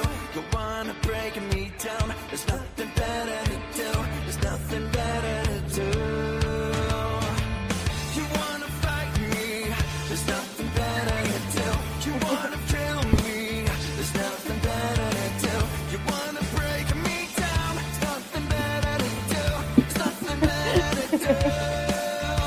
It's such a good song. Consequences, you know that you want it. Consequences, you know that you need it. Like a dickle in the night.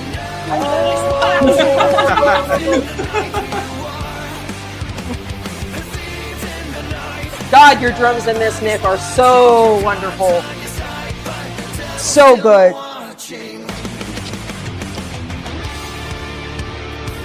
Just so powerful and commanding, the I drums in think it. it's hard. How did you get a hold of the radio edit? You wanna fight me? Yeah. That sounded almost Hetfield right there. Yeah. Oh, Johnny Pants says she liked me. I think you're a she. Yeah, it's spelled with an I. You got to be a she. Well, Shante. Johnny Pants. Buongiorno, dude. Is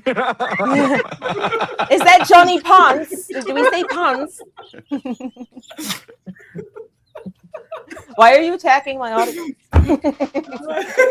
I'm just messing. There you go. Dude, Bonjour, dude. Buongiorno. Hi, Johnny. Oh, and you're pretty too. I love that. Put up the other one that was just on there as well. The Gammon Doyle said "Rock On" while that Oh, Leah. was playing. Yeah, Leah.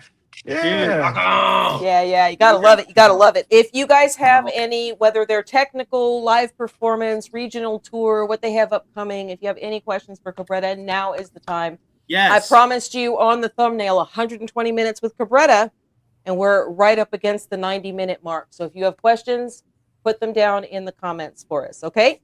And if you haven't already, please like this live stream and make sure you go subscribe to Cabretta and follow them across all of their socials. So, do it now! No, I'm kidding. Don't forget to sign up for the fan club. Yes. Because you get a fan pack. You do get a fan pack. I'm going to be signing up at cabrettamusic.com as soon as this is done because I neglected to do so when I met you a year ago. Well, hey, that rhymes.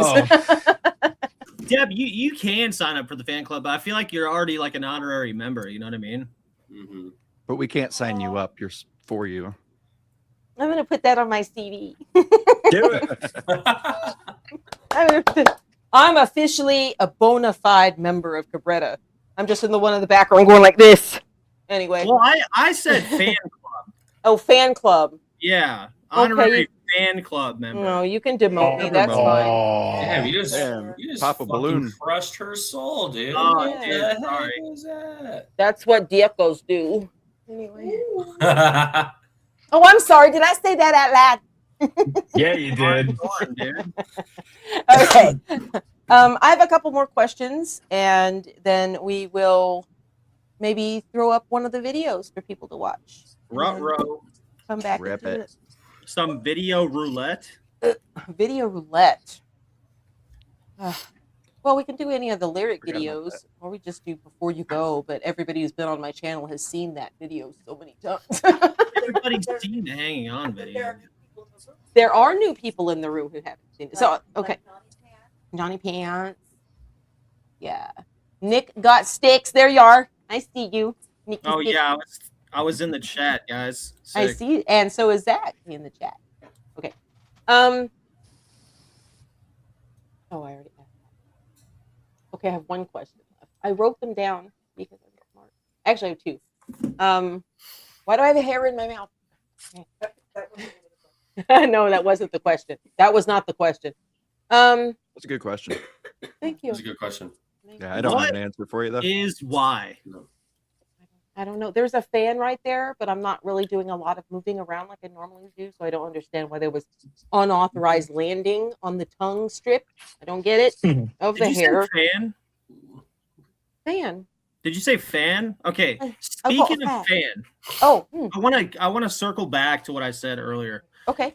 Now, when I said that, obviously you don't play an instrument in Cabretta, but like you're an honorary like Cabretta crew member is like what I was trying to say.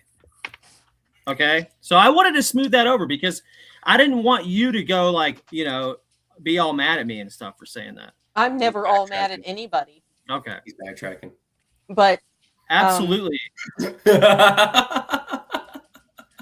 yeah, what is it that Khan said in Star Trek 2? Revenge is a dish best served cold.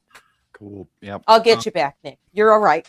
This Well- is no kind of making me sad a little bit. I got one in the hopper, Hang it and I'll on, just man. wait and crush you with it right when you least expect it. Well, but I just made amends though, so I feel like You did. The revenge. I was misunderstood, is what it is, really. I see. I feel like we sort of lost Sean. Sean, I just- chat says we need to update the link tree. Sean's passing out. Noted. I I'll ran write in- that down.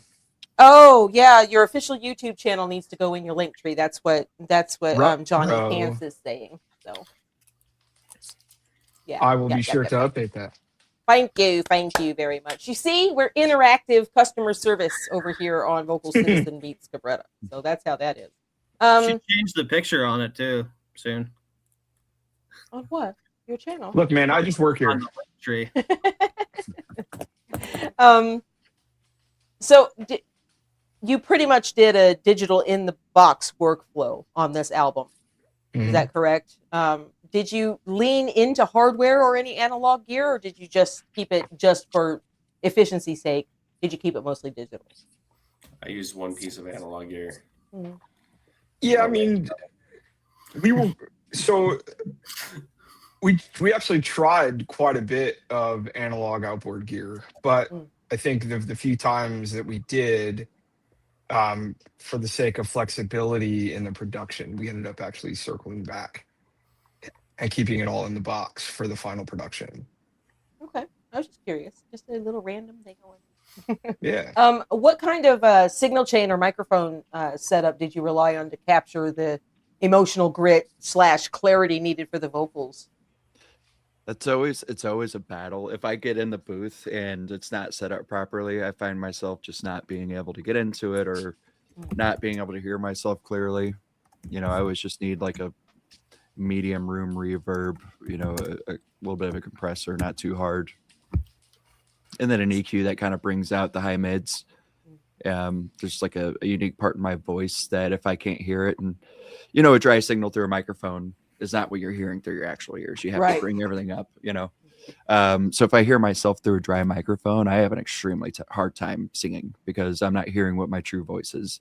I can Right. feel it resonating, but those are the simple things. I mean, reverb always helps, your compressor. The other kind of magic that Richie will throw on there, I'm sure he has some other things he sprinkles in, and he's starting to learn me. But I mean, recording vocals is a weird thing when you're going hard the majority of the time. If you can't hear yourself, you're pushing harder to feel yourself, and it's so easy just to blow out your voice. I've done it a couple times in a recording session, and there's nothing worse. You find a way to recover before the next session, but I mean, it's embarrassing. People are like, but at the end of the day, I mean, you work on a good vocal chain as you get into the studio, and you can just go out there and just go hard. Yeah, that's awesome. Go hard in the paint. Go hard in the paint. Is that what you said? Yeah. I'm just looking. Johnny just said, I want folks to find their shit. Plus, I sub. So you got a new subscriber right now from Johnny Pan. Nice. Boom. Oh I'll take it. yeah. Thank you for that. Really appreciate it. Thank you. Yes. And if you don't know already, CABRETTAmusic.com. They got great merch. I'm wearing the Cabretta shirt, man. I'm wearing it. And you guys also have the new logo up on your website for your merch, correct? Mhm. You Great. do? I don't know. That was a question for you. We do. No question mark. Period. Full Okay. stop. Nice. Now, from what I understand, you guys are sort of, unless I'm completely wrong, which is entirely possible, it's been known to happen once or twice. From what I understand, you guys are sort of moving into more. You had Daniel Tilson did the Before You Go video. beautifully. But are you looking into doing like do-it-yourself sort of music videos, or I mean, do you have any plans to do that, or are you going to stick with a professional director? Yeah, we did. The Hanging On video was something I shot, shot and edited. So that was kind of the first step forward. You know, I would love to be able to outsource everything, but it's expensive. And to be honest, I like the creativity of doing videos our own when you can have your own creative direction, when you know what you want to kind of the visuals you have in your mind. You know, we're in the midst of working on a video for Follow. You know, and kind of the the vision of this. I'm just gonna say, Ian has some heat cooked up for this Fallout video, and I'm being serious. Excited. And it's pretty epic. We went and shot that at a farm. Oh, in a field. Oh, that's cool. Sorry, I'm excited about it. It's gonna it looks so damn good, Ian. Does it? That was like the best surprise I've ever gotten at 11:30 at night. We went and shot it at sunset in a location like an hour and a half away. I guess I didn't communicate it properly. Both Sean and Zach are like, "Do we need to bring our guitars?" Oh, yeah. I went through that chat and I searched the word music video and video, and the last one was sent from like back in June. So there's nothing. So I was just like, "What are we doing?" We knew we were shooting content, but I didn't know we were shooting the video.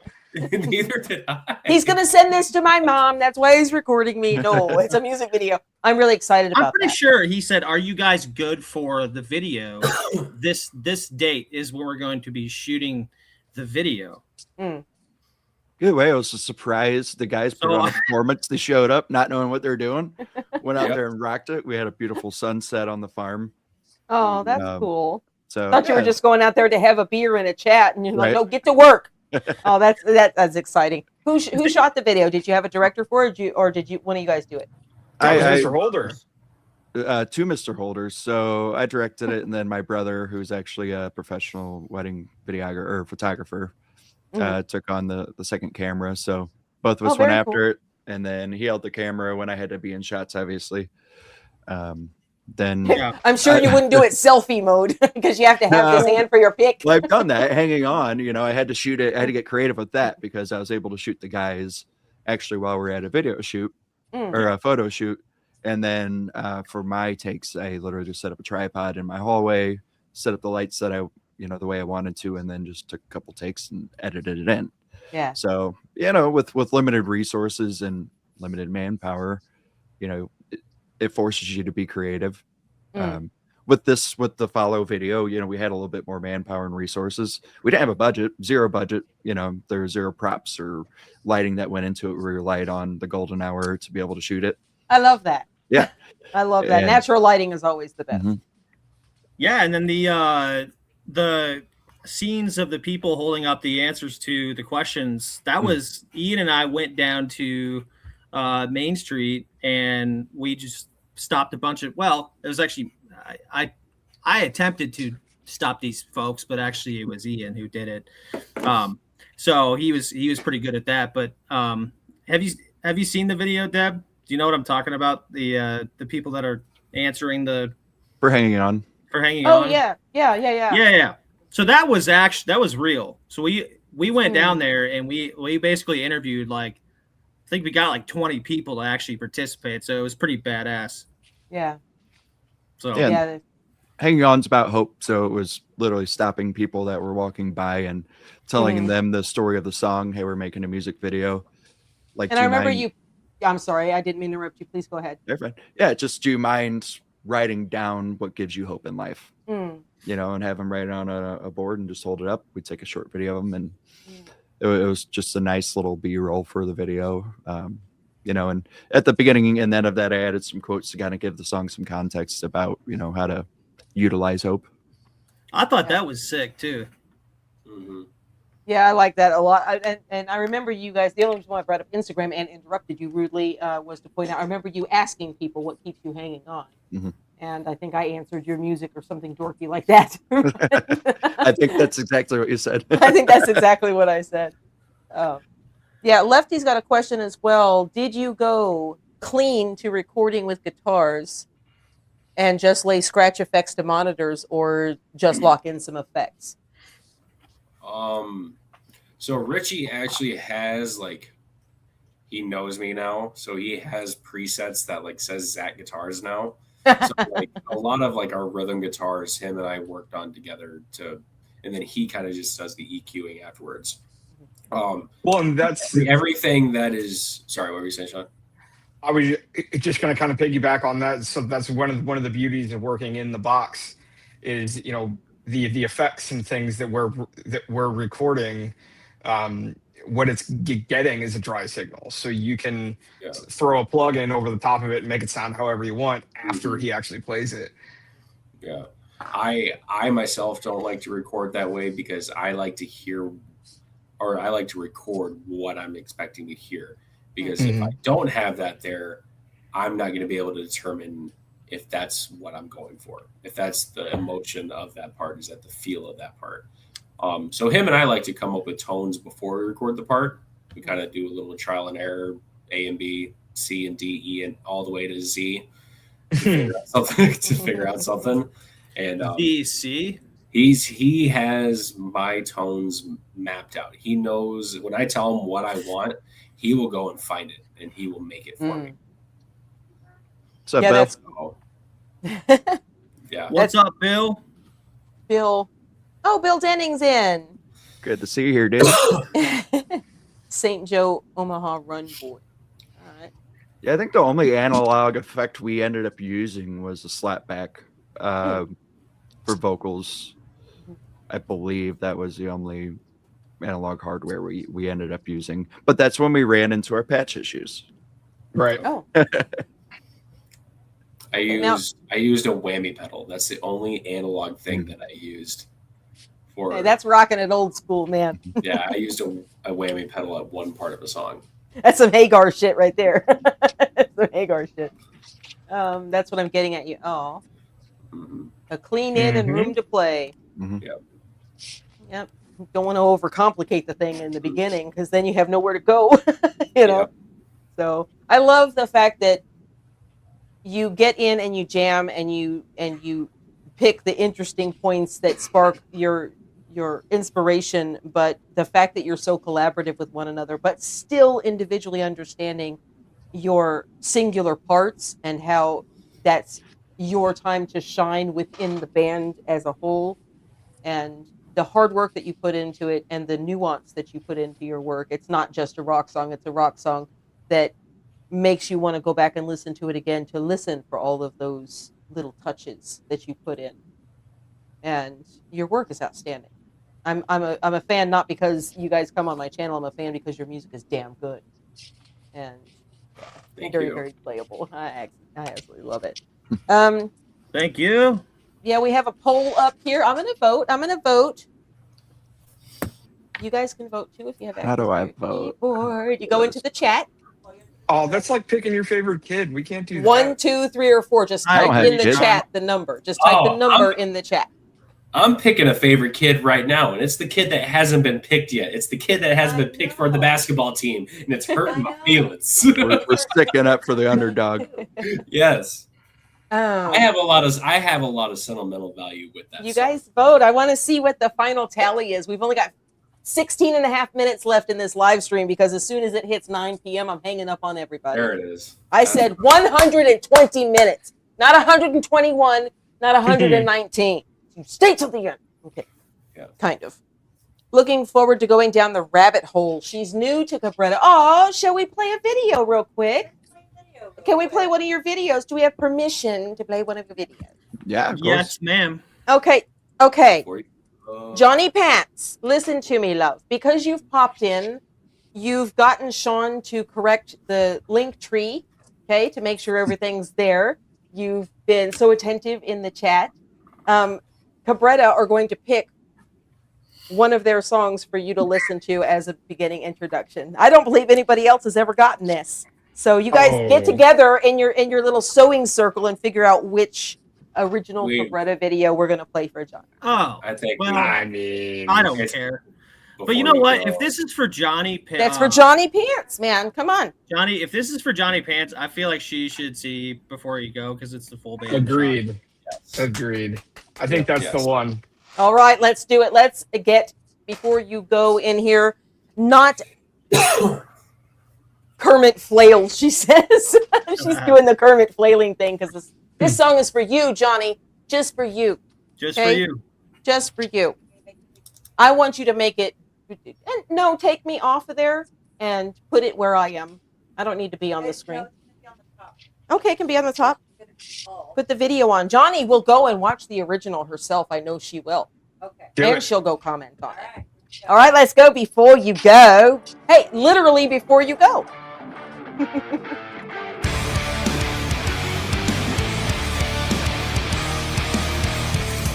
Along the water that keeps you fed, were you the one to bite the hand within the circle that keeps you warm? Were you the one to pass the blame before you go and let me in, to let me see the weakness in you? Before you go and show your fears, don't let me see the weakness, the darkness in you.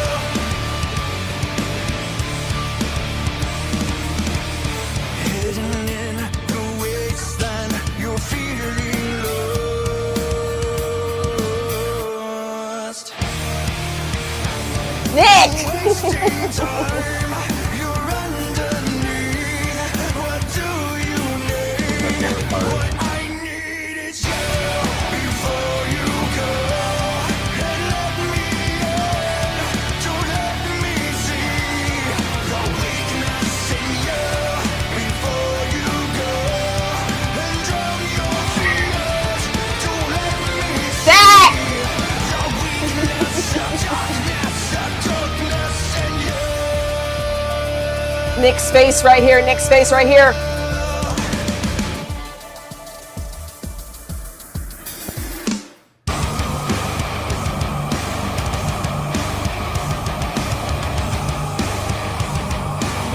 Don't be shy, Ian. Tell us what you really think. I don't see that I'm yours, never again. I pretend that I'm worthy, I'm yours, never again. Before you go and let me I just scared my dog. see you. Come here. And drown your fears, don't let me see the weakness, the darkness in you.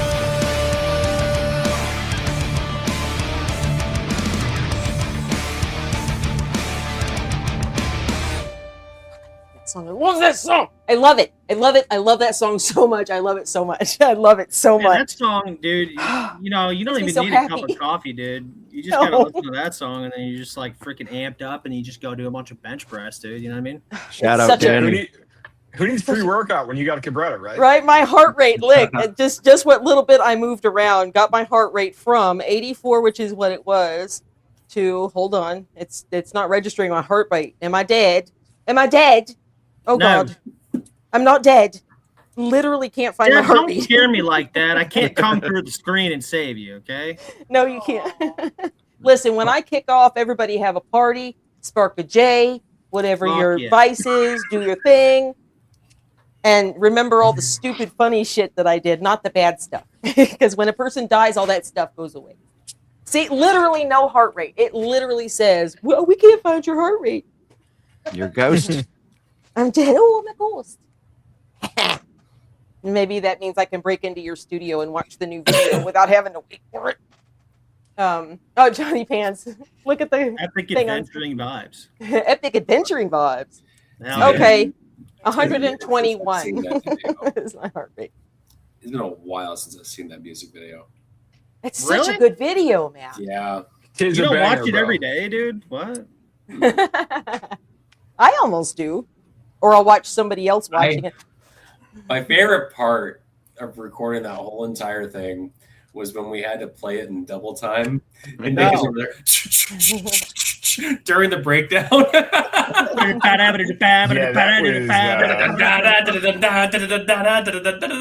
I've actually got a video of that. the magic of Hollywood. Let me tell you. Hey, I felt like a dumbass doing that, to be honest with you. did you? I felt What, making the fucking faces? stupid doing that. No, not the video shoot. Like, Oh. no, that was fun. That was super fun. But like, so at one point, I think to get some slow-mo shots, they had us play that song, but double time. So like, Mhm. it was like, before you go, let me in, let me see the weakness in you, the weakness in you. Yeah, So, like, I mean that's. I almost That's- like that better. I'm kidding. I don't So like that. like that was for me at least. It was like I did not expect. Had I known I was going to do that day, I would have actually practiced that. Because that is not easy to do. So so it just kind of felt awkward. But you know, we're fine. We made it through. You know, we're alive. And Yeah. I mean, you know, a Music little video. inside baseball for those that aren't aware. When you want something to look slow motion, what you do is you record it in double time and then you cut it in half.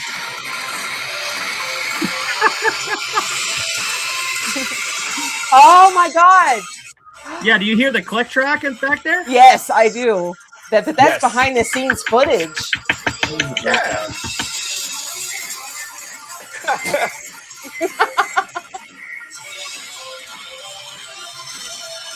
Let me see. So if you want those slow cymbal wobbles, or if you want like to see a string flap on the guitar, you Yep. record it in twice the speed and then you slow it down. Yeah. That's ridiculous. I Nuts. need that video. I need that video. No, Or should I say Jessica needs that video? No, you don't. The show, Zach. Oh, huh. Yeah. Amanda Shadow's pointing out that Control-Alt-Delete by the Skinner Brothers. They actually did that when they recorded it because the whole Control-Alt-Delete video was in slow-mo. So they There had to you play go. the music super fast. So Yep, that's how they do it. yes, absolutely. Loving the live stream, boys, Bill says. He's dipping. See you in December. So why are you laughing? Oh. Oh, you weren't Is looking that at the screen? You found a big wheel. That's what happened when we find toys on set. Nick, Yeah. I love your inner child, man. I love your inner child. Oh, well, yeah, dude. That guy gets to come out and play 24/7, dude. You know? Oh, we should have a play date between him and Hector, my inner psychopath. Oh, fuck. I could arrange that. Okay, yeah. I got some open dates coming up actually. So Well, he's got to go do it like an 8-day bid in county, but after that, we'll talk. That's all. well, yeah. Good. He had a little incident with a convenience store manager, and you know the guy. It's like 3 stitches. It's not like he stabbed him that deep. Anyway, I'm totally kidding, guys. Nobody got stabbed. Hey, Oh, Shit yeah. happens. you dude. choose to stab. We choose to slice. Slice it nice, dude. Johnny Pants says she got tired of her smartwatch telling her she was dead, so she stopped wearing it. I have never once worn a smartwatch in my life. Mine And is. I go know ahead. Sean's getting ready to say something about that. Go ahead, but Sean. I have never Look, worn any smart device this in my is life. look. Okay. I don't need people know. I don't need a algorithm or database to know when I take a shit. Is there an app for that? Is Yeah. there an app for that? There's- Shit. Yeah, I keep track of it. I have one hidden on his back. You have a poop tracker? Was Yeah. it called Pooptastic? Pooptastic. No, there's a smart. They make smart toilets and it, Or like, Yucky Watch? I like that one. tracks your. Yeah, I mean, I'm not gonna go into it because it's. Yeah, please don't. I don't know who we have that's watching that doesn't want to. Yeah, we don't. They might be eating. Yeah, they could be. We Y'all need more need fiber. fiber. Yeah, We need more fiber. You always use more fiber. always use fiber. You know, That's why we shot on the farm to go get that fiber. That's right. That's what. So you just eating the grass while you were there? Yeah. Does anybody else, and this is a serious question, does anybody else have like bug bites from that? I do. Yes. I don't. I have bug bites from standing outside practice last night. This is what happens when you go to BFE to record a video. Yeah, okay. I just didn't know if I shared the same experience because I actually have one in my ass crack. Oh. It didn't crawl that far, but you know. And I found it. Mooning us. And I was like, dude. Done. No, there's like, I actually have some on my legs. I didn't know if I was the only one because we were in some tall grass. I even have the brought to you. Yeah, there you go. Oh, hey, I have that. Cortisone 10 is amazing. No, it's fine. I love the wilderness. I'm an Eagle Scout. I camped all the time in my days, but I didn't know if anybody else had bug bites. It's all good. Yep, you're not the only one. Okay, cool. I didn't have any from the photo shoot, but I have some from us standing outside practice last night. Huh. It was like that short amount of time. Like I felt them crawling, like the mosquitoes. Maybe it's on my arm. That was my house, so maybe it's at my house and not the field. I don't know. I don't care. It's summertime in St. Louis, buddy. Mosquitoes. I think you just attract them, Nick. You probably just attract them, man. Well, your hair's all flame-like, and you know. Yeah, I understand where bugs come from. So is it a stork? Insect larva. Whoa. Insect larva is where it comes. Yeah, I know the mosquitoes are out in the summertime. Zach is dying over there. I know where bugs come from, dude. Bigger bugs. That's where they come from. You guys are ham bones. Oh, damn. That's for sure. That's funny. That's for sure. Amanda Shadow gets bug bites while gardening. She's a prolific gardener. There you go. Amanda Shadow, my spirit animal. I love her whole face. Oh yeah, Glenda's watching. Amanda Shadow's mother is watching. Glenda, you know I love you. Take care of yourself. Hi, Glenda. Yes. Glenda's a big fan. She's a big fan. So, you know. Thank you. Thank you for being a fan. Heck yeah. Don't have to sign up for the fan club. I'm going to. I said I'm going to. We're going to get everybody else to do it. I really appreciate you guys coming in and doing all this. Which one won? In first place, before you go with 56%, hanging on is in a close second at 22%, and Creature has 11%, and Follow has 11% out of the people who are in here. So the underdog came back a little bit. Silver ain't that bad. Hey. Ain't first, you're last. Now, I know that within our little sphere, we're talking about putting something together for maybe next year sometime with regard to you guys going back onto the road. But do you have any future plans to go back out on the road, or are you really just concentrating on studio and video right now? Oh, yeah. We're going to get back on the road for sure next year. We don't know when, we don't know where, but we will be for sure. But signing up for the mailing list will tell people, because you keep that thing updated. So if you have local shows, they'll be able to locate those, right? Yeah. Oh, yeah. We are planning on November getting out maybe 4 or 5 shows on the road throughout the Midwest. So that's like in the booking stage right now. We'll make sure and post that once we, obviously get it all locked in. But and then next year, hopefully, we're bigger, better things. Maybe we have irons hat in the ring fire. for the festivals. Yeah, we got our irons in the fire. Well, in case people watching don't already know this, they actually were selected during a BSB TV with Chris Bianchi of what's the name of his thing? CWCB Entertainment, and it's under the umbrella of Legend Recordings out of Ohio. And he was very impressed with Cabretta. He reviewed the song Before You Go. It was a competition sort of thing. They didn't go all the way in it because there were a lot of great bands in there, but to get a shout out from Chris Bianchi is amazing. And I tell everybody that. Like, I was there live. I have it, like I recorded. But yeah, it's a big thing. So hopefully we'll be able to throw some stuff together. We're looking at maybe putting together a charity tour next year in the summer or late fall. And I am going to grab all of these guys by their hair and make them come with. So keep your eyes peeled for that. Nothing is certain, but things are in the works. That's for sure. Close out with. Oh, we're going to close. Okay, it's going to be a little over because we're at the 8:59 mark, but we will go ahead and thank you, all four of you, for coming in. Thank you for letting me pick your brains about your process. Mhm. Yeah. Yeah. And we're going to go ahead and close it. What do you have to say? What do you have to say? Say it. Oh, I was going to say thank you very much for having us on, and we love talking to you a lot. So, thank you. Absolutely. I love Always you guys. a pleasure. Always, always, always a pleasure. King Lo just popped in and is here to join us for follow.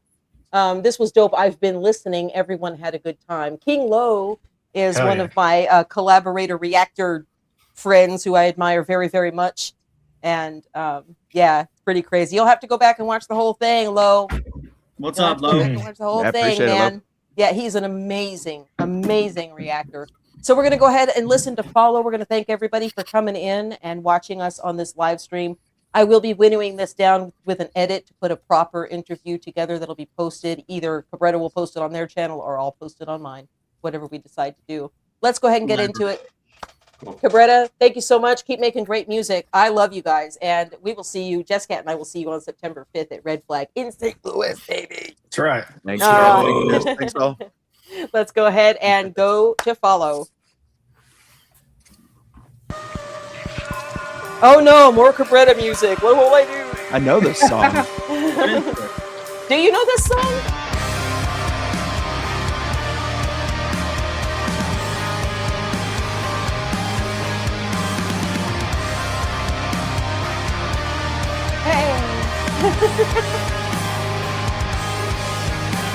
So many conversations that keep us both at odds.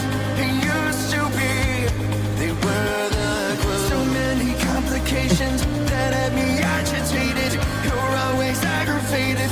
There's nothing left to do. The decision was made to let it be. Wash our wounds, don't let it bleed out. But you don't want to let it out. It's time to let it walk alone. To let it go. But still you follow me to the edge of the world.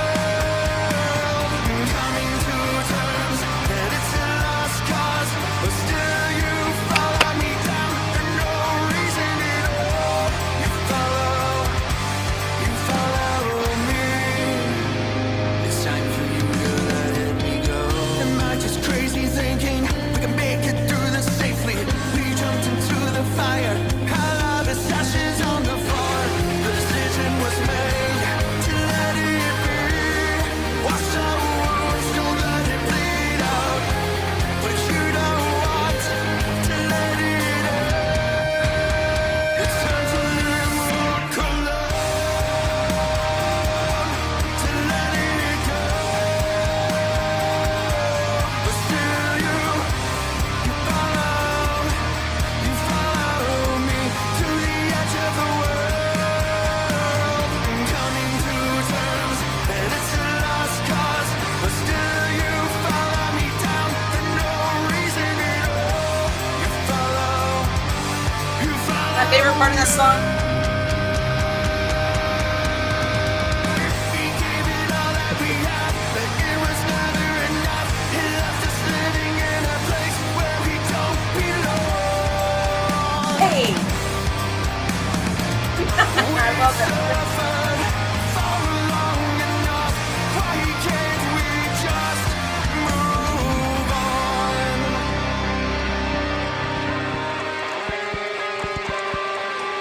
I walk alone. I love you guys. Love you.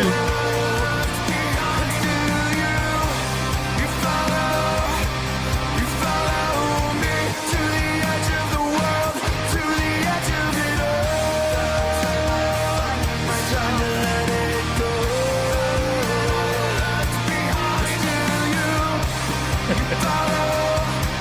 you follow me to the edge of the world, to the edge of it all.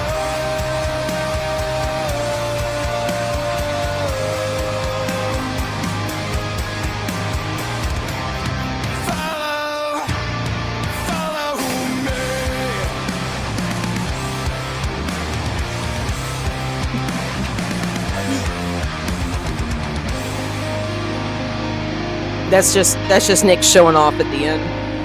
That's what he does. What did I do? Shout out Good Jeff. song Calvin. choice. You were just showing off at the end there, Nick. I mean, why gotta show off right at the end of the song? What did I do, dude? Just you killed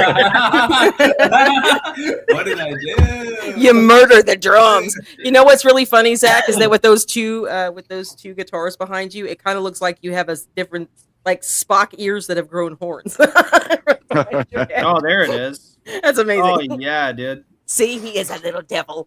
All right, we went over 120 minutes. I knew Everybody, it. huge thanks to Nick and Sean and Zach and Ian of Cabretta. Make sure to go, just do all the things. Just do all the things. Every one of them. Yeah, and we appreciate you guys being in. Really looking forward to the full album drop. And the Absolutely. new music video. We're so excited for you all to hear it. We're excited to hear it. Really It's going excited. to be a good time. It is going to be a good time. And with that, guys, I will wish you a good night. My back is absolutely screaming. And Mine too.